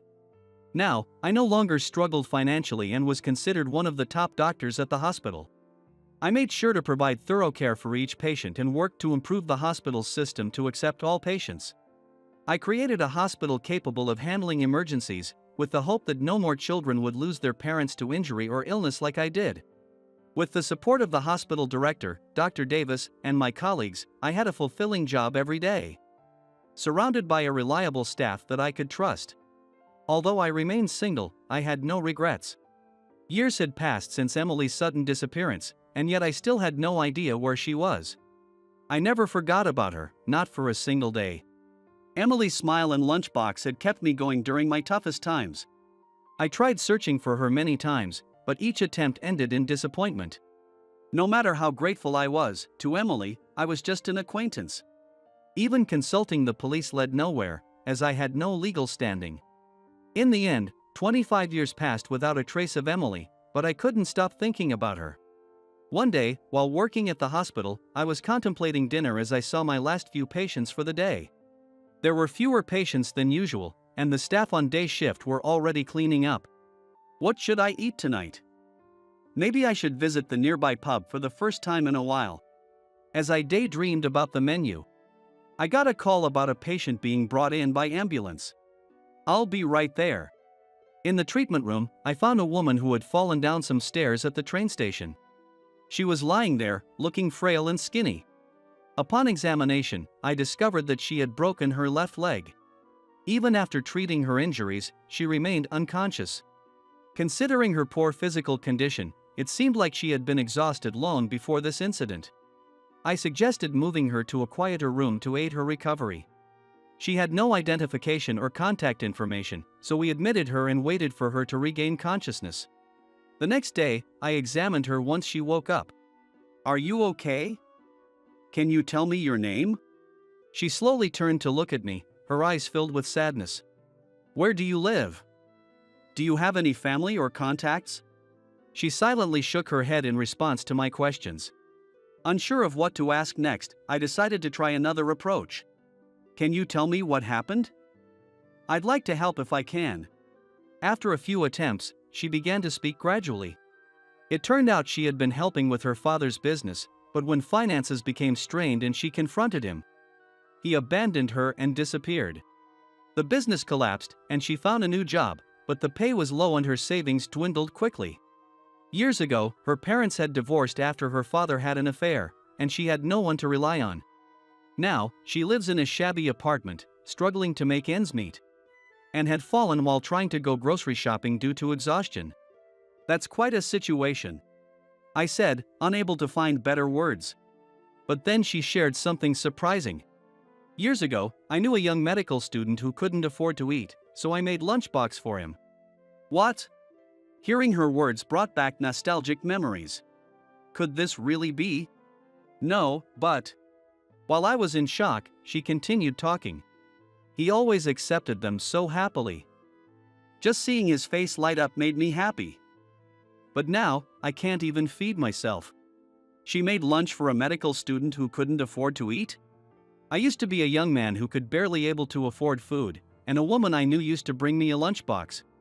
Her daily act of kindness had always filled me with joy. There couldn't be many people in this world who would make lunchbox for someone who wasn't family. Forgetting my professional stance, I nervously asked, "Are you Emily Summers?" "What?" The woman blinked in surprise and stared at me. "My name is Ryan. Back when I was a resident, struggling with low pay and no time to rest, I met you, Emily, and you brought me lunchbox." "No way, it can't be. I was always so happy and grateful, but then you suddenly disappeared." I watched her reaction closely. Tears began to fall from her large eyes as she said, "I am Emily Summers." "It really is you, Emily. Ryan. You've become a wonderful doctor. Thanks to you, Emily. I am truly grateful. Thank you so much." Emily smiled gently, her face as beautiful as ever. But behind that lovely smile, I couldn't forget the tragic circumstances she had just shared. I wondered what I should do next. I couldn't just discharge Emily and let her go. I couldn't abandon the woman who had helped me during my toughest times. What should I do? What could I do for Emily? After considering various possibilities, I came to a conclusion. It might upset her, but I thought it was the best option given the circumstances. "Emily, if you don't mind, would you stay at my place after you're discharged?" "What?" Emily's eyes widened in surprise. Of course, she would be shocked. The man she once gave lunchbox to. And now he was asking her to live with him. "I'm a doctor now and financially stable. If you don't want to, I won't force you, but I'm worried about you. I think things might get worse if you continue as you are." I spoke honestly about my concerns. Emily looked down, contemplating, and after a while, she murmured, "Would it be okay for someone like me to live with you? I want you to live with me. You helped me back then, and now it's my turn to help you. Then, I'll take you up on your offer." "Great." Seeing Emily's shy smile, I felt a deep sense of relief. I wanted to make up for all the hardship she had endured. As soon as she was discharged, I brought her to my home. Years have passed since that surprising reunion. Emily still lives with me, and she looks happy. Her once skinny body is now healthy and her expressions are much brighter. Emily often thanks me, and it's become a habit for me to thank her in return. When we got used to living together, I asked her a question that had been on my mind. "By the way, why did you bring me lunchbox? It must have been difficult to do that every day." Emily then shared something surprising. "You reminded me of my brother. It turned out that Emily had a much younger brother, and they were separated when their parents divorced. He went with their mother. They had been close siblings, and she often made meals for her hungry brother. Seeing me, a boy of similar age struggling and hungry, she couldn't just stand by. So she decided to bring me lunchboxes, something she could do to help. I see. He was a wonderful brother. Knowing a boy your age was hungry, I just couldn't ignore it. Hearing Emily's response, I thought once again how kind she was. Glad I asked. I had one more question. Why did you suddenly stop coming to the hospital? At that time, my father disappeared. I had to close down his business and contact all the clients, so I was overwhelmed. I see. Even in such a tough situation, you still contacted me. Thank you so much. I thanked Emily again. Memories flooded back, and tears welled up in my eyes. Emily gently hugged me. Emily has continued to live with me since then. We are neither lovers nor spouses, but living with Emily makes me genuinely happy. Though unspoken, I hope she feels the same way. I hope we can stay together forever. With that thought, I continue my work at the hospital today. Disgusting. Don't ever show your face to me again. In the pouring rain, the president's daughter, who had discovered my secret, said these cruel words. Those cold words pierced my heart along with the raindrops. The next day, I was informed of my transfer to a regional office. You will be going to the regional office. Cold stares from my colleagues. And the sound of my dreams and hopes shattering. However, in my new position, I would meet a woman who would change my destiny. When she learned my secret, tears welled up in her eyes, and she said, "Will you, with me?" I'm John, 28 years old. My resume only says high school graduate, but so what? Sky Airlines, a leading airline company in Japan. In the 45th floor office of its headquarters, I work hard every day. John, once again, you are the top performer this quarter. Admiring glances from those around me at my boss, Arthur's words. Top performer for 5 consecutive years since joining the company.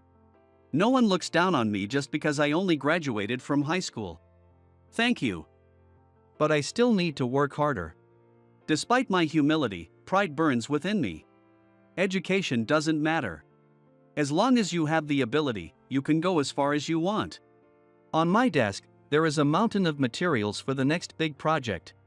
A new international flight project. If I succeed, my career will skyrocket. Today is the day of the crucial internal presentation. In the hallway leading to the meeting room, Harvey approached me. Hey, John. Do you think you can handle today's presentation? Harvey's voice was full of obvious contempt. How pathetic that they entrusted such an important project to a mere high school graduate like you. Harvey, 32 years old, a graduate of H University's economics department. He always looks down on me because I only graduated from high school. I took a deep breath and tried to remain calm. Harvey, education doesn't matter. Don't make me laugh. Harvey snorted. It's people like you who lower the company's standards. You'll definitely fail and embarrass yourself in today's presentation. I'm looking forward to it. I said nothing, just put my hand on the meeting room door. As I entered, the executives were already gathered. And I noticed a woman sitting in the front row. Rachel, the daughter of Sky Airlines president. Her long black hair gracefully covered her shoulders, and she had an impressive, dignified gaze. Her presence tightened the atmosphere in the room. Now, let's begin the presentation on the new international flight project. As the presentation progressed, I could sense the audience's reaction changing. From skeptical expressions at first, to intrigued looks, and finally to faces full of expectation. That is all of my presentation. After a moment of silence, applause erupted. Rachel stood up and approached me with a smile. John, that was an excellent presentation. Especially the marketing strategy in collaboration with the local community was outstanding. Her words made me open my eyes wide in surprise. Receiving praise from Rachel. Thank you. Rachel continued. Can we have John lead this project? What? I couldn't hide my astonishment. Yes, I will do my best. As I answered, I heard Harvey grinding his teeth behind me. A few days after the presentation, my phone rang. It was an unknown number. "Hello, this is John." "John, it's Rachel." Hearing her voice, I straightened my posture instinctively. "How's the project going?" "Everything on track?" "Yes, thanks to you." "That's wonderful. By the way," her voice softened a bit, "do you have time tonight?" Yes." "Great, I'll meet you in front of the headquarters building at 8. The call ended. I stared at my phone in disbelief. When I arrived at the meeting place, Rachel was standing there. She was wearing an elegant dress, a stark contrast to her work attire. "Sorry to keep you waiting." "No, you're right on time." She smiled. "Let's go." I was led to a high-end restaurant and couldn't hide my confusion. "John." She looked at me seriously. "I like you." "What? Will you go out with me?" "With marriage in mind." I couldn't believe my ears.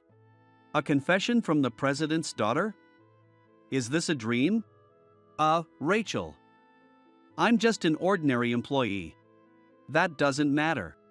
She interrupted. "Your skills and personality are what attract me. Plus?" "Plus? I really like your face." After that, we had dinner together a few more times. However, my heart remained confused.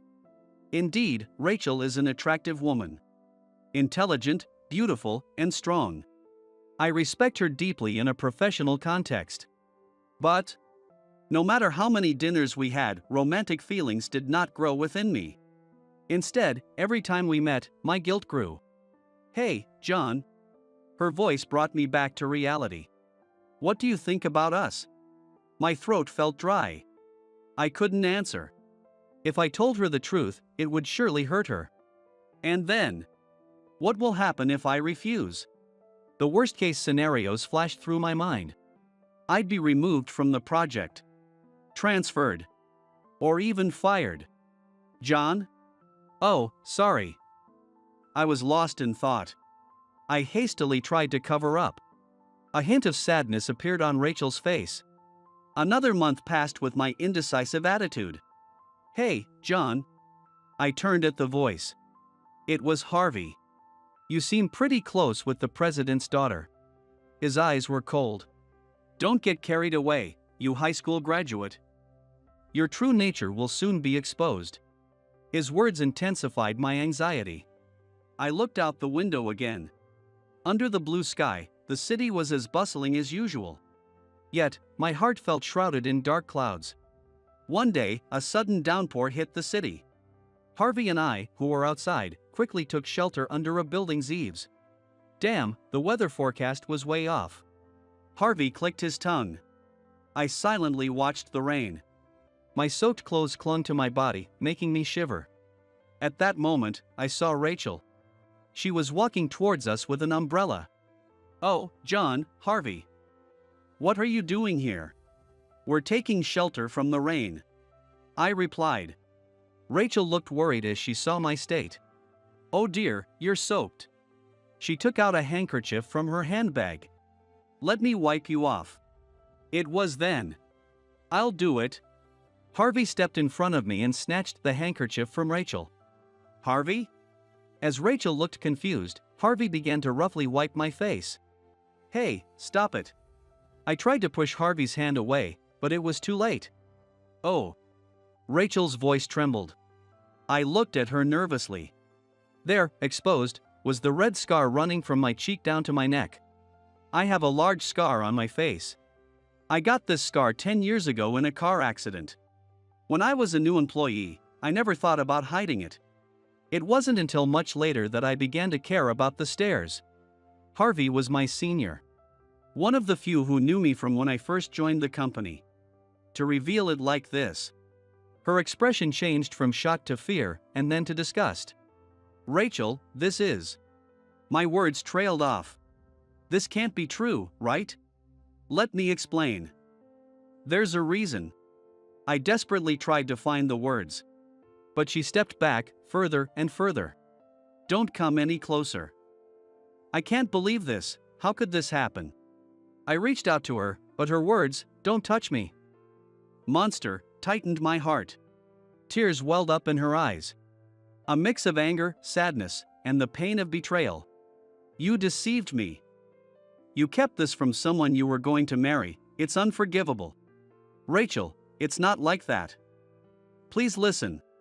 But she had already turned her back. Enough. Don't ever show your face to me again. With those parting words, Rachel disappeared into the rain. Harvey smirked. Serves you right. Your true nature's been exposed. I stood there, drenched in the cold rain. The scar seemed to ache. Or maybe it was my heart. There was no sign of the rain stopping. It felt like a prelude to the trials I was about to face. A few days after that rainy day, I was summoned to the president's office. John. Mr. Thornton's voice was heavy. We've decided to transfer you. His words sent a chill down my spine. A transfer? He nodded slowly. Yes. To a regional office. It's going to be a key location in the future. We need someone of your caliber to turn things around. With your skills, I'm sure. His words sounded like empty platitudes. I smirked inwardly. This is definitely a demotion. I understand. I answered calmly. At that moment, there was a knock on the door, and Harvey entered. Excuse me. Regarding John's replacement. Harvey's eyes looked at me with a mocking gleam. Harvey, you'll take over for John. Yes, leave it to me. As Harvey left, he whispered in my ear. Serves you right, high school graduate. You never belonged here. I clenched my teeth. The frustration and humiliation felt like they were crushing my chest. As soon as I left the office, I felt something inside me crumble. A week later, I arrived at my new post at the regional office. My heart was heavy. In contrast to the glamorous offices in Tokyo, here was a small, old, two-story building. The sign saying Sky Airlines Regional Office was peeling, and I couldn't help but smirk at the parallel to my own situation. Taking a deep breath to calm myself, I walked through the office door. Ah, you must be John. Welcome. A bright voice instantly lifted my spirits. Standing before me was a young woman with a smile and a wave. Emily, 25 years old. Her shoulder-length, glossy black hair was striking, and though she was petite, she exuded a dignified aura. Her large eyes radiated kindness, and her softly curved lips were smiling. Oh, yes. I'm John. Nice to meet you. I nervously introduced myself, my greeting coming out awkwardly. Emily nodded happily and said, I'm Emily. Nice to meet you too. Her voice had a warmth not found in the city. John, come this way. I'll introduce you to everyone. As she lightly took my arm to guide me, I instinctively flinched. The softness and warmth of her hand directly touching my skin made my heart beat a little faster. Thank you. I replied hastily, noticing my voice was slightly pitched. Emily didn't seem to notice my reaction and continued talking brightly. John, you came from Tokyo, right? I'll show you all the great things about this place. Her carefree smile captivated me. She had a simple, warm charm different from the city women. As she showed me around the office, she walked right beside me. The gentle scent from her hair occasionally tickled my nose. With each encounter, I felt my tension gradually ease. This will be your desk. Mine is right next to yours, so feel free to ask me anything anytime. Emily smiled warmly, and my heart skipped a beat. Being so close to her made me feel slightly uneasy. Thank you. I look forward to working with you. I tried to respond calmly, but internally, I couldn't hide my turmoil. I would be working this close to her every day from now on. A mix of anticipation and anxiety swirled inside me. Standing next to me, Emily smiled gently and said, John, let's do our best together from now on. Her words gave me a bit of courage. The shame of being demoted slowly faded in the face of her kindness. I began to see a glimmer of hope in my new life here. 3 months after starting at the office, one day, our manager, Kevin, called Emily and me in. I have a big task for you too. Kevin's voice, usually stern, held a hint of expectation. Collaborate with the prefecture to create a new airline package for inbound tourists. If successful, This will be a major project that impacts the survival of our office. I looked at Emily, and we exchanged glances. This was a huge opportunity for us. Understood. We'll give it our all, I replied, and Emily nodded firmly. The project was challenging. Tapping into the inbound tourism demand was a perpetual challenge for regional airports. Existing tourism routes and PR strategies were not enough. John, how about this? One day, Emily spread out a proposal in front of me. A healing journey that leverages the local nature. Hot springs, forest bathing, and healthy meals using local ingredients. Let's highlight these aspects. My eyes lit up. That's it. It perfectly matches the needs of foreign tourists wanting to escape the city hustle. We spent countless nights working on the proposal. Collaborating with local inns and farmers, crafting effective social media strategies, and developing unique in-flight services. We packaged everything into one comprehensive package. On the day of the presentation, we stood side by side in the meeting room at the county office. And this heartfelt project package is not just a tour. My voice resonated with confidence.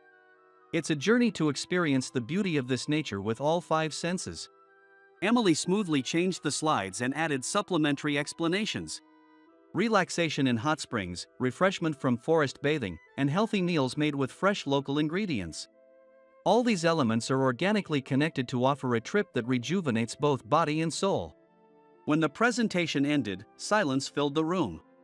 I felt a surge of anxiety, but Emily gently held my hand, reassuring me. And then, wonderful, Governor Foster stood up and gave us a big round of applause. This is exactly what we were looking for. Let's move forward with this project. Amid the cheers, Emily and I shared our joy. In that moment, an unspoken bond formed between us. A few months later, the heartfelt project package was a huge hit. Bookings poured in from abroad, and the number of airport users hit an all-time high. It also had a significant positive impact on the local economy. Kevin beamed with pride as he praised us. Well done. Thanks to the two of you, the future of our office is bright. That night, Emily and I celebrated with a toast at a small pub.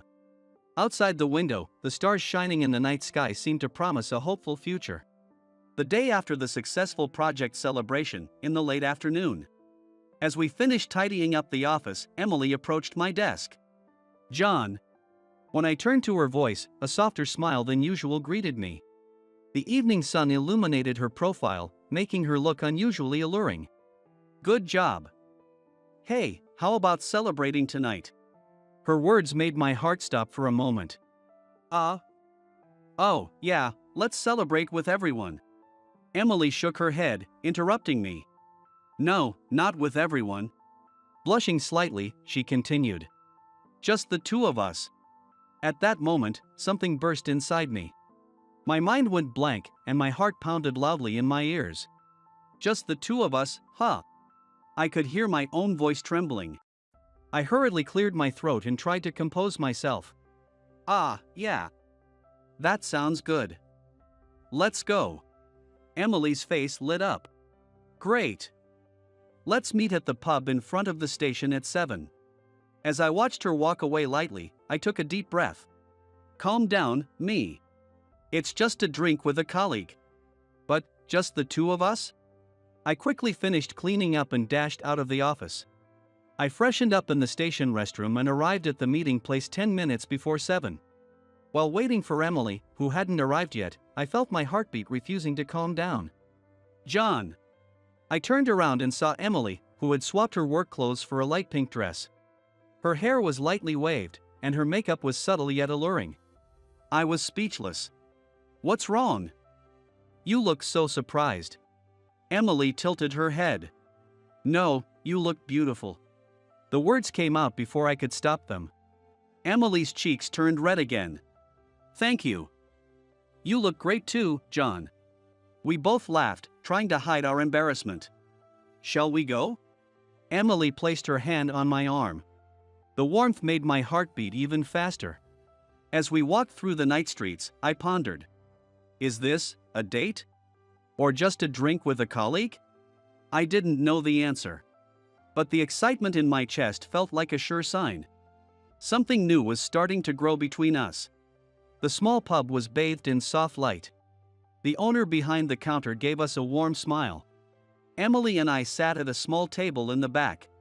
Let's start with a toast. Emily raised her glass. To the success of our project and to our. She hesitated for a moment, then smiled and said, to the future. Cheers. I clinked glasses with her. In the dim light, Emily's eyes sparkled.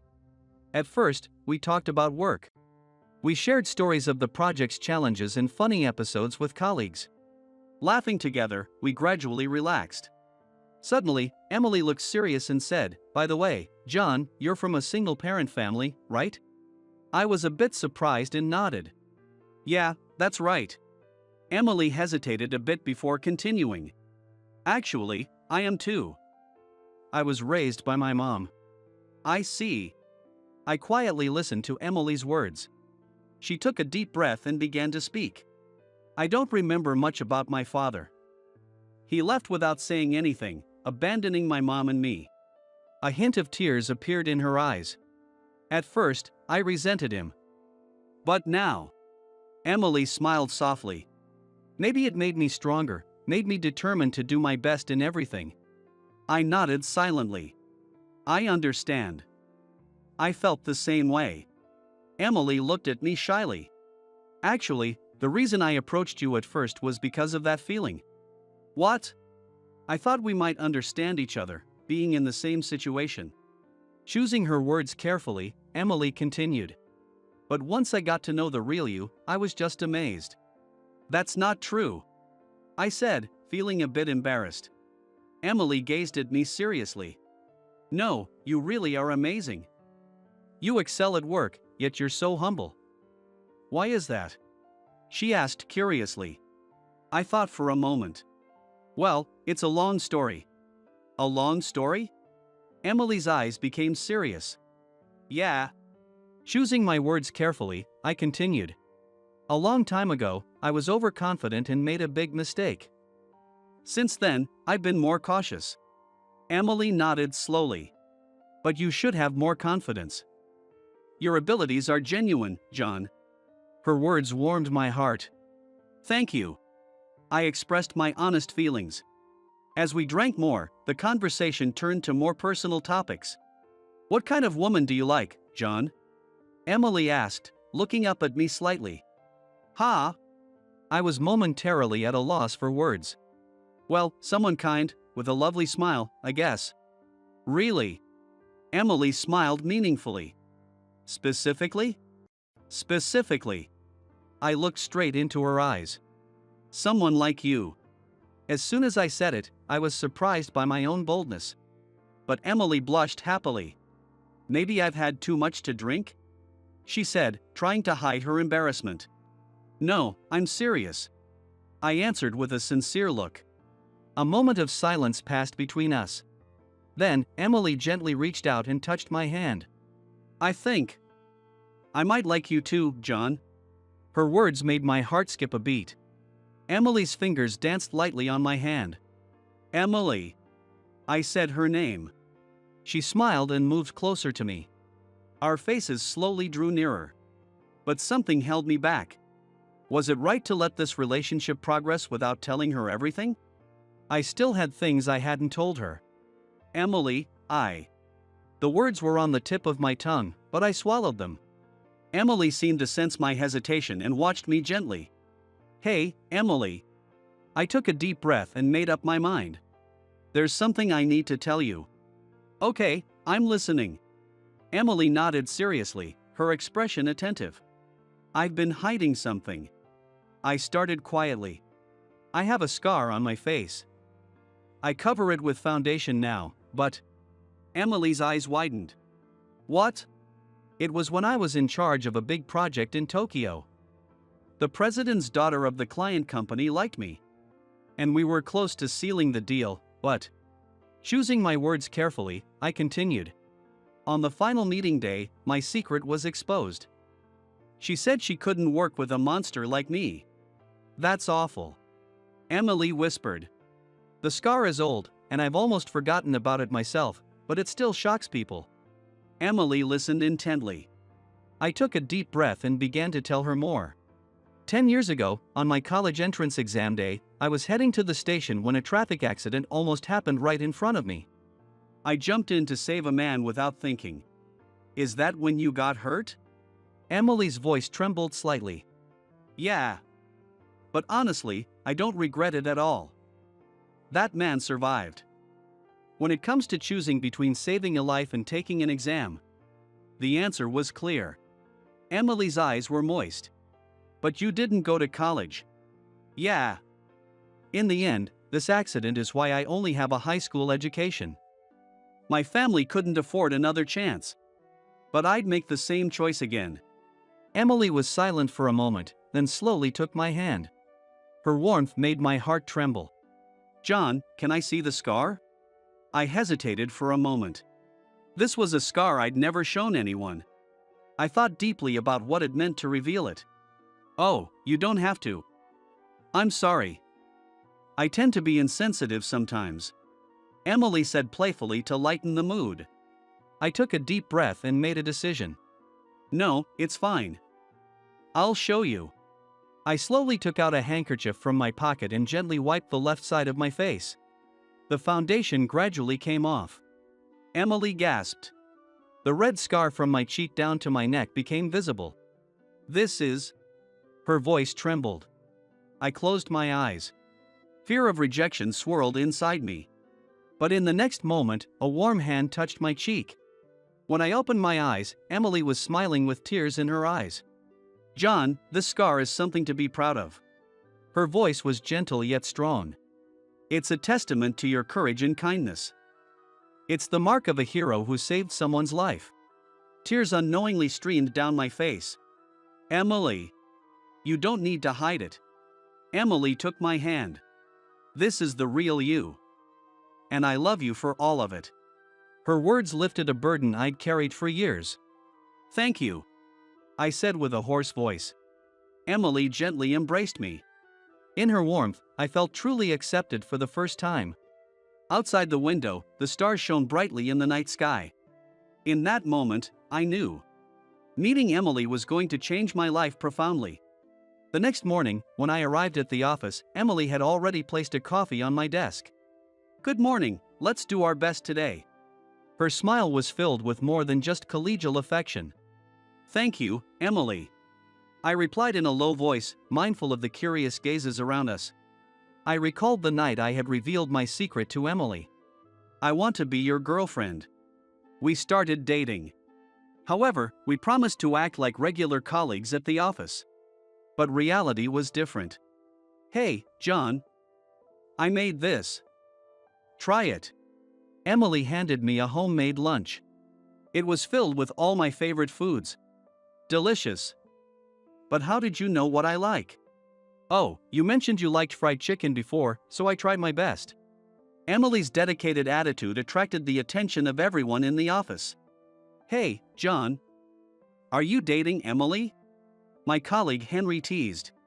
No, it's not like that. I hurriedly denied it, feeling my face heat up. Yeah, right. With her being so devoted, I'm jealous. The teasing from my colleagues increased day by day.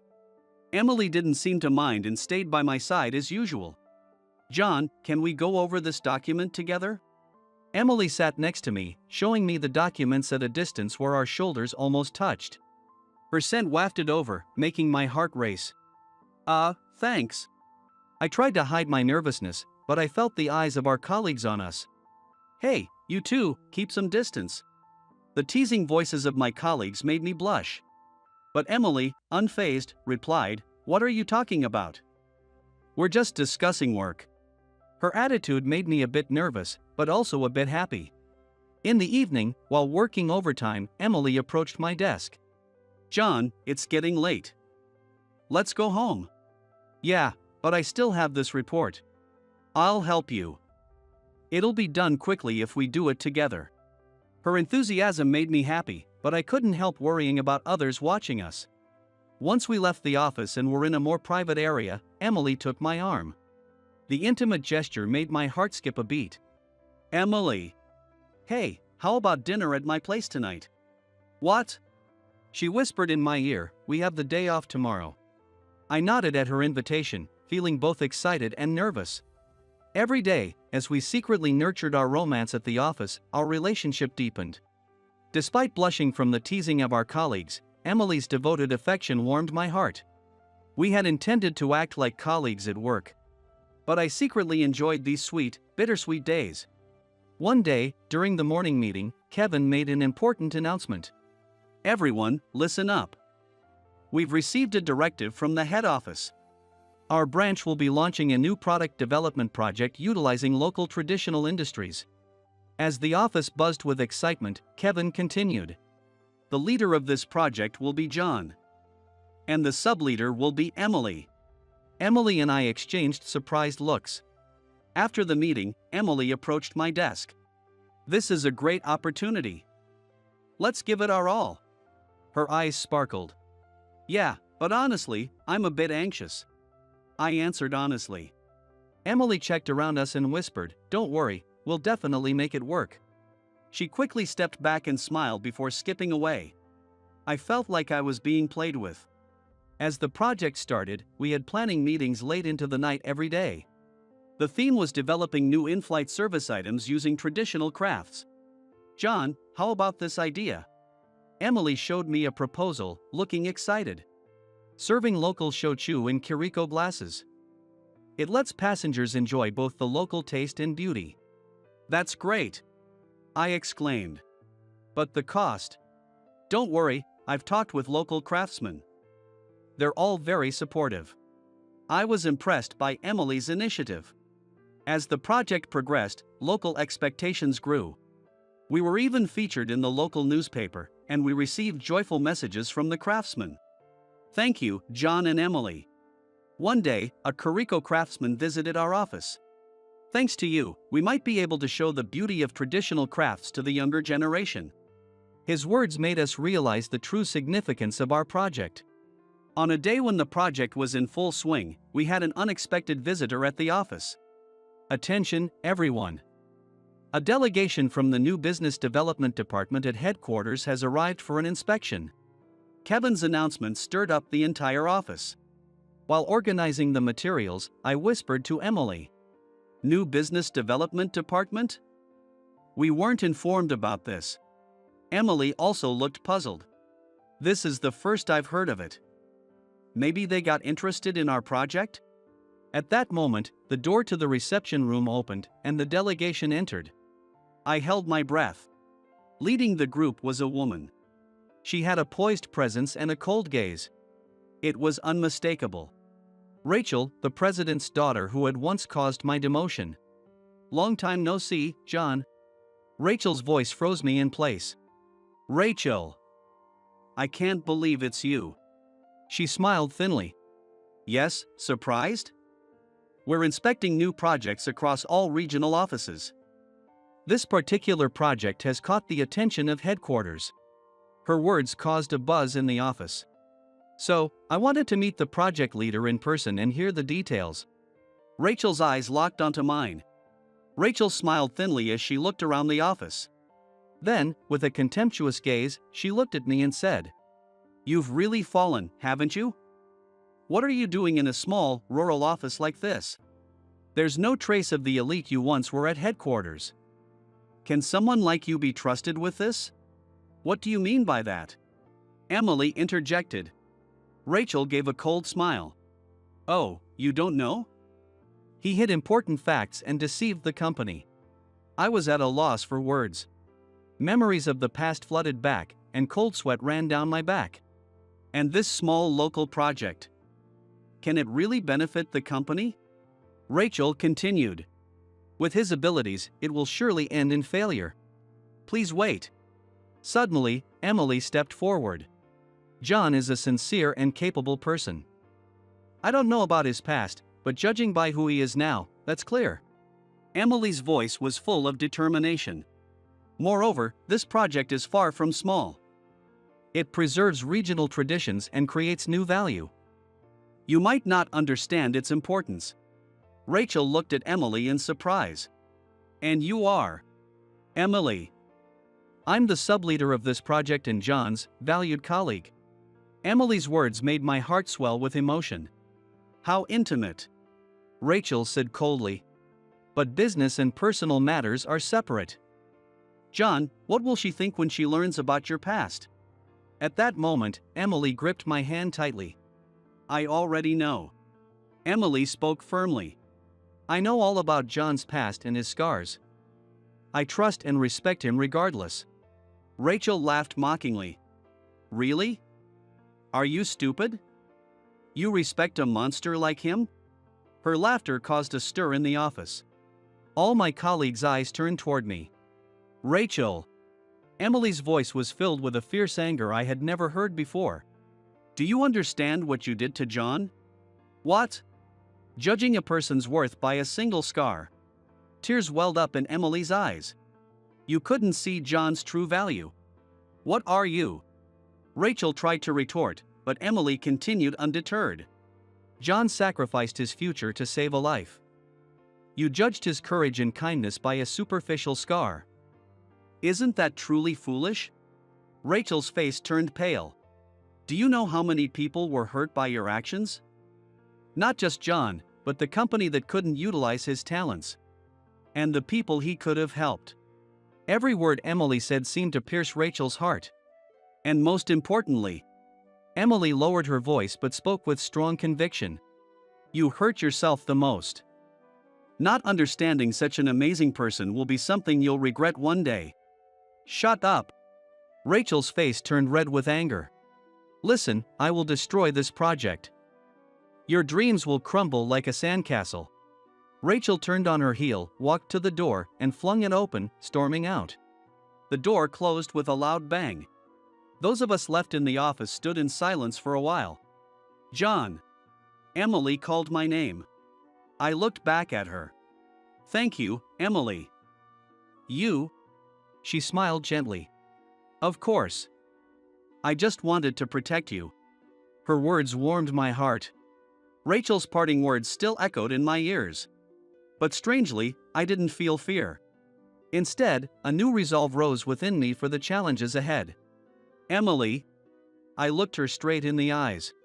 We're going to make this project a success. Let's show Rachel our true strength.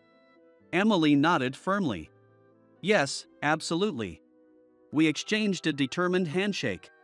The path ahead might be tough. But together, we could overcome any obstacle. It was a moment of certainty. Then, one day, as the project reached its peak, something unexpected happened. John, we have a problem. Emily burst into the office, looking frantic. The local pottery workshop suddenly said they were canceling the contract. What? Why? I stood up, shocked. Emily explained as she calmed down. They didn't give a reason, but it seems they're under external pressure. From that day on, problems started to pile up. The local bank suddenly withdrew its loan, putting us in a financial bind. The local newspaper published an article pointing out issues with our project, spreading anxiety among the community. Damn it, someone is deliberately sabotaging us, I said, clenching my teeth. Emily placed a hand on my shoulder. But we won't give up. We can overcome this. We desperately worked on countermeasures. We explained the significance of the project directly to the locals and sought new collaborators. We launched a crowdfunding campaign to cover the financial shortfall. However, the situation did not improve. One day, we received an urgent call from headquarters. John, your project is under scrutiny at headquarters. It might be cancelled if things don't change. At that moment, something struck me as odd.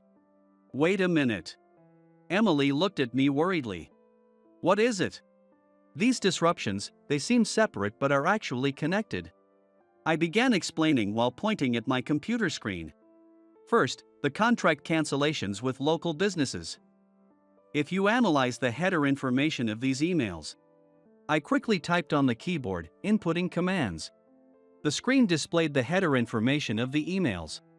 Look, they were all sent from the same IP address.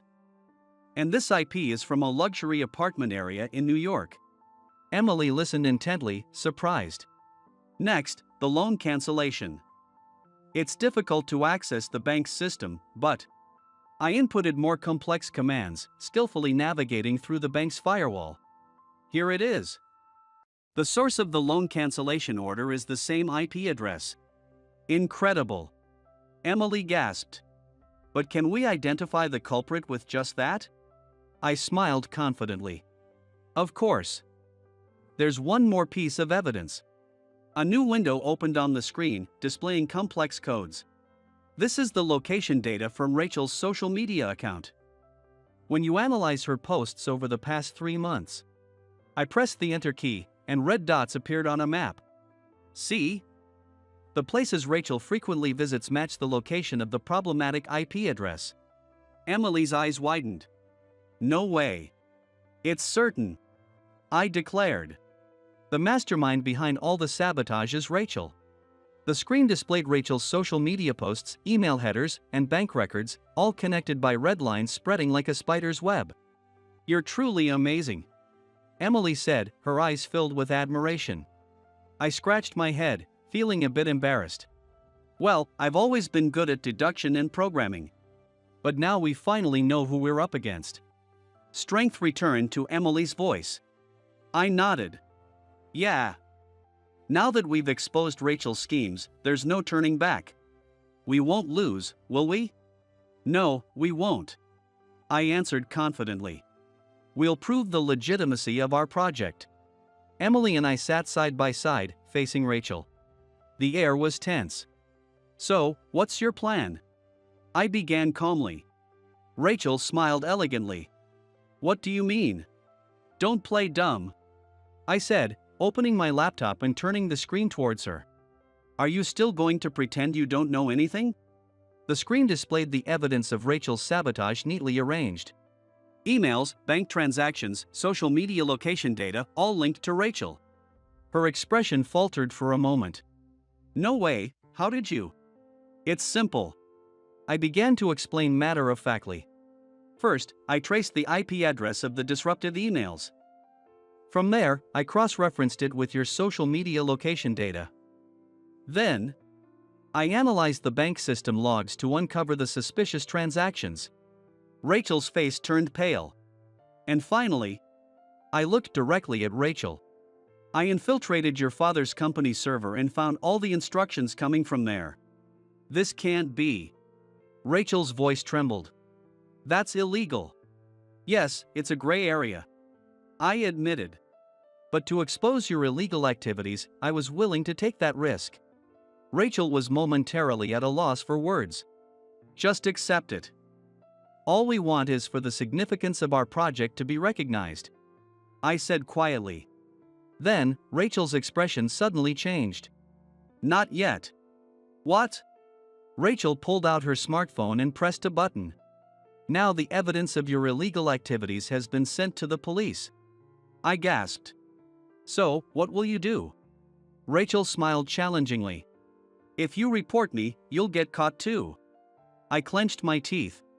I hadn't anticipated this. John. Rachel stood up. Why don't we call it a draw? We'll erase each other's evidence and pretend this never happened. Various thoughts raced through my mind. Should I just give up? Or, what will you do? Rachel's voice echoed. It's decision time. Just as the tension in the room peaked, the door suddenly opened. Excuse me. With a commanding voice, 2 middle-aged men entered. Father! Rachel exclaimed in surprise. Mr. Thornton. I stood up to greet him. He looked sternly at his daughter. Rachel, your actions are completely unacceptable. His voice was harsh. Father, I had a valid reason. That man betrayed me. Betrayed? What do you mean? He kept that huge scar from me. Rachel's voice trembled. I cared about him, but he hid something so important. Mr. Thornton frowned. Are you saying your romantic feelings influenced company decisions? No. Rachel desperately tried to explain. How can you trust someone who hides such an important thing? There must be more secrets. I was thinking of the company. For the company? Mr. Thornton's voice grew colder. Do you realize how much damage your actions have caused? Rachel hesitated. But, tell me, how did you evaluate John's abilities? He is certainly talented, but... Exactly. His skills are top-notch. You were willing to lose such a valuable employee over your personal feelings. Rachel's expression began to crumble. Listen, Rachel. A leader must not make decisions based on personal feelings. To undermine an excellent employee for such reasons is inexcusable. But, Father, he deceived me. Such a person will inevitably betray us. Mr. Thornton sighed deeply. Rachel, you still don't understand. Everyone has a past they might not want to talk about. No one is obligated to reveal everything. A true leader must see the essence of a person.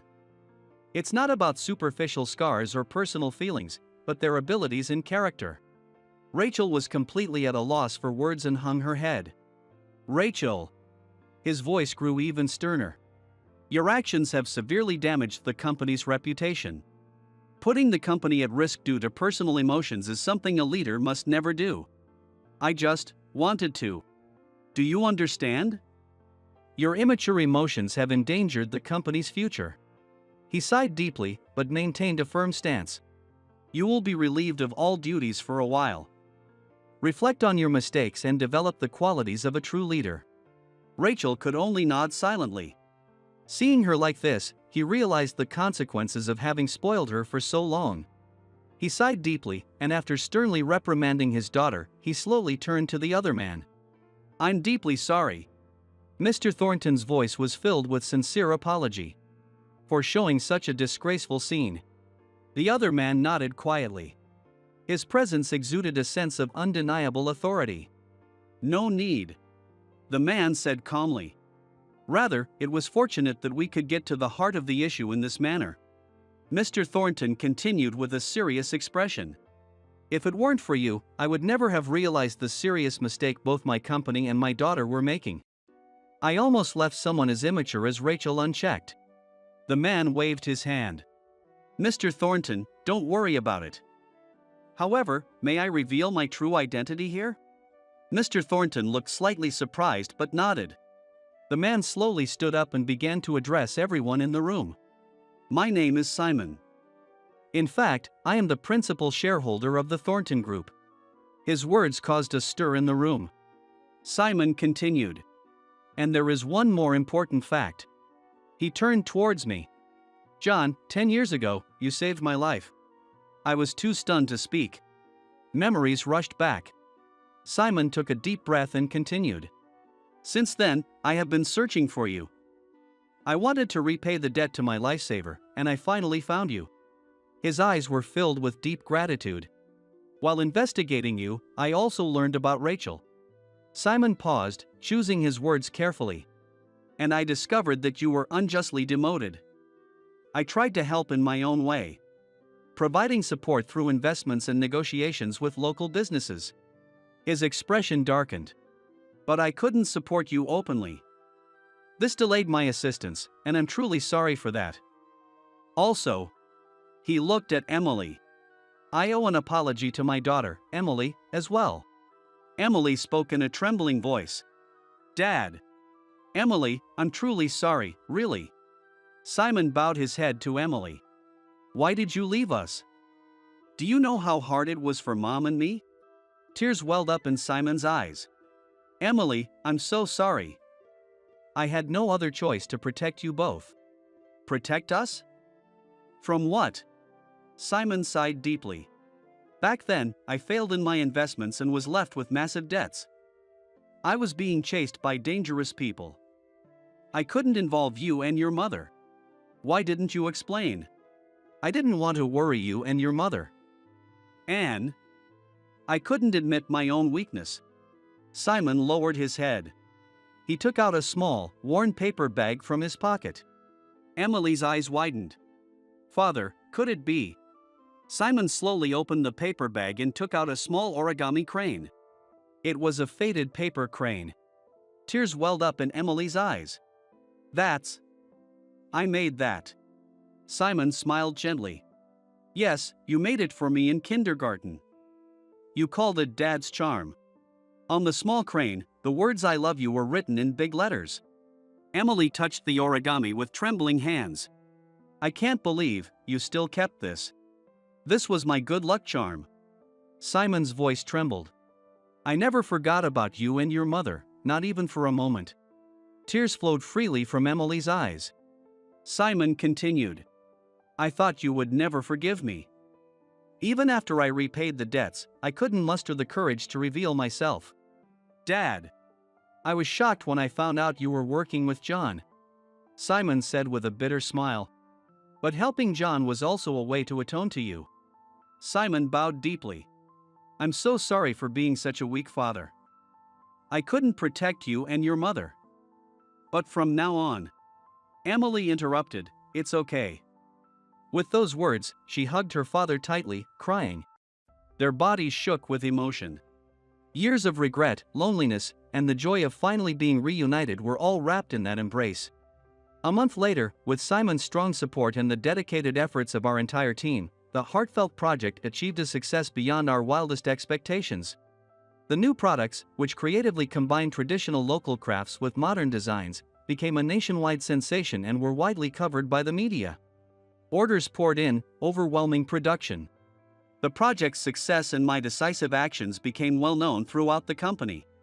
The fate of the two who once tormented me also changed dramatically. Rachel, under the strict punishment of her father, Mr. Thornton, was forced to leave the company for a while. However, this experience greatly transformed her. John. One day, I received a call from Rachel. I wanted to apologize. I caused so much trouble for you and the company because of my prejudice. I'm truly sorry. Her voice lacked the arrogance it once had, replaced by genuine remorse. From now on, I will start from scratch to become a true leader. I aim to be someone like you. I sensed her sincere growth in her words. Meanwhile, Harvey, who tried to bring me down, faced his own consequences. His misconduct was discovered in an internal investigation, leading to his dismissal. John. On the day Harvey left the company, he came to see me. I was a fool to envy and try to undermine you. I'm really sorry. Regret was evident in his eyes. Harvey. I said seriously. Your skills are real. Use this experience to climb back up. I look forward to seeing you as a worthy rival again. Harvey looked surprised but then nodded with determination. Yes, I will. Next time, I'll return with pride. Thus, my former adversaries began their own new paths.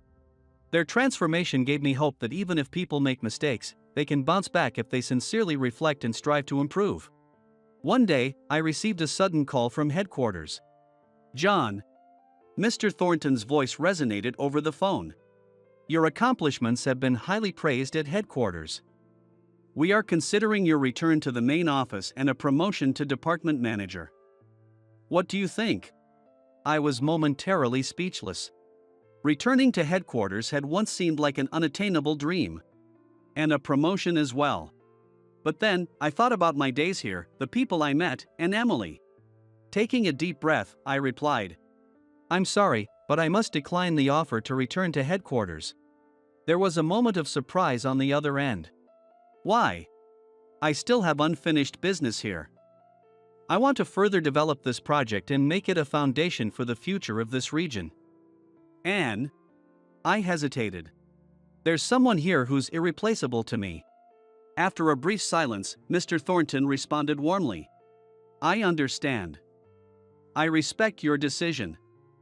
I look forward to your continued success. After hanging up the phone, I called Emily. We arranged to meet at the beach at sunset. Emily came running up. What's going on? Why did you call me out here? I looked at her seriously. Emily, I've decided not to return to headquarters. What? Her eyes widened in surprise. I want to stay here, with you, and help this project grow. For the future. Tears welled up in Emily's eyes. Really? I took a small box from my pocket and got down on one knee. Emily, will you marry me? Emily covered her mouth with her hands and nodded, tears streaming down her face. Yes, yes. We embraced tightly. With the sun setting over the ocean, we took the first step into our new life together. Let's build our future together. Emily smiled happily. Yes, let's work hard together.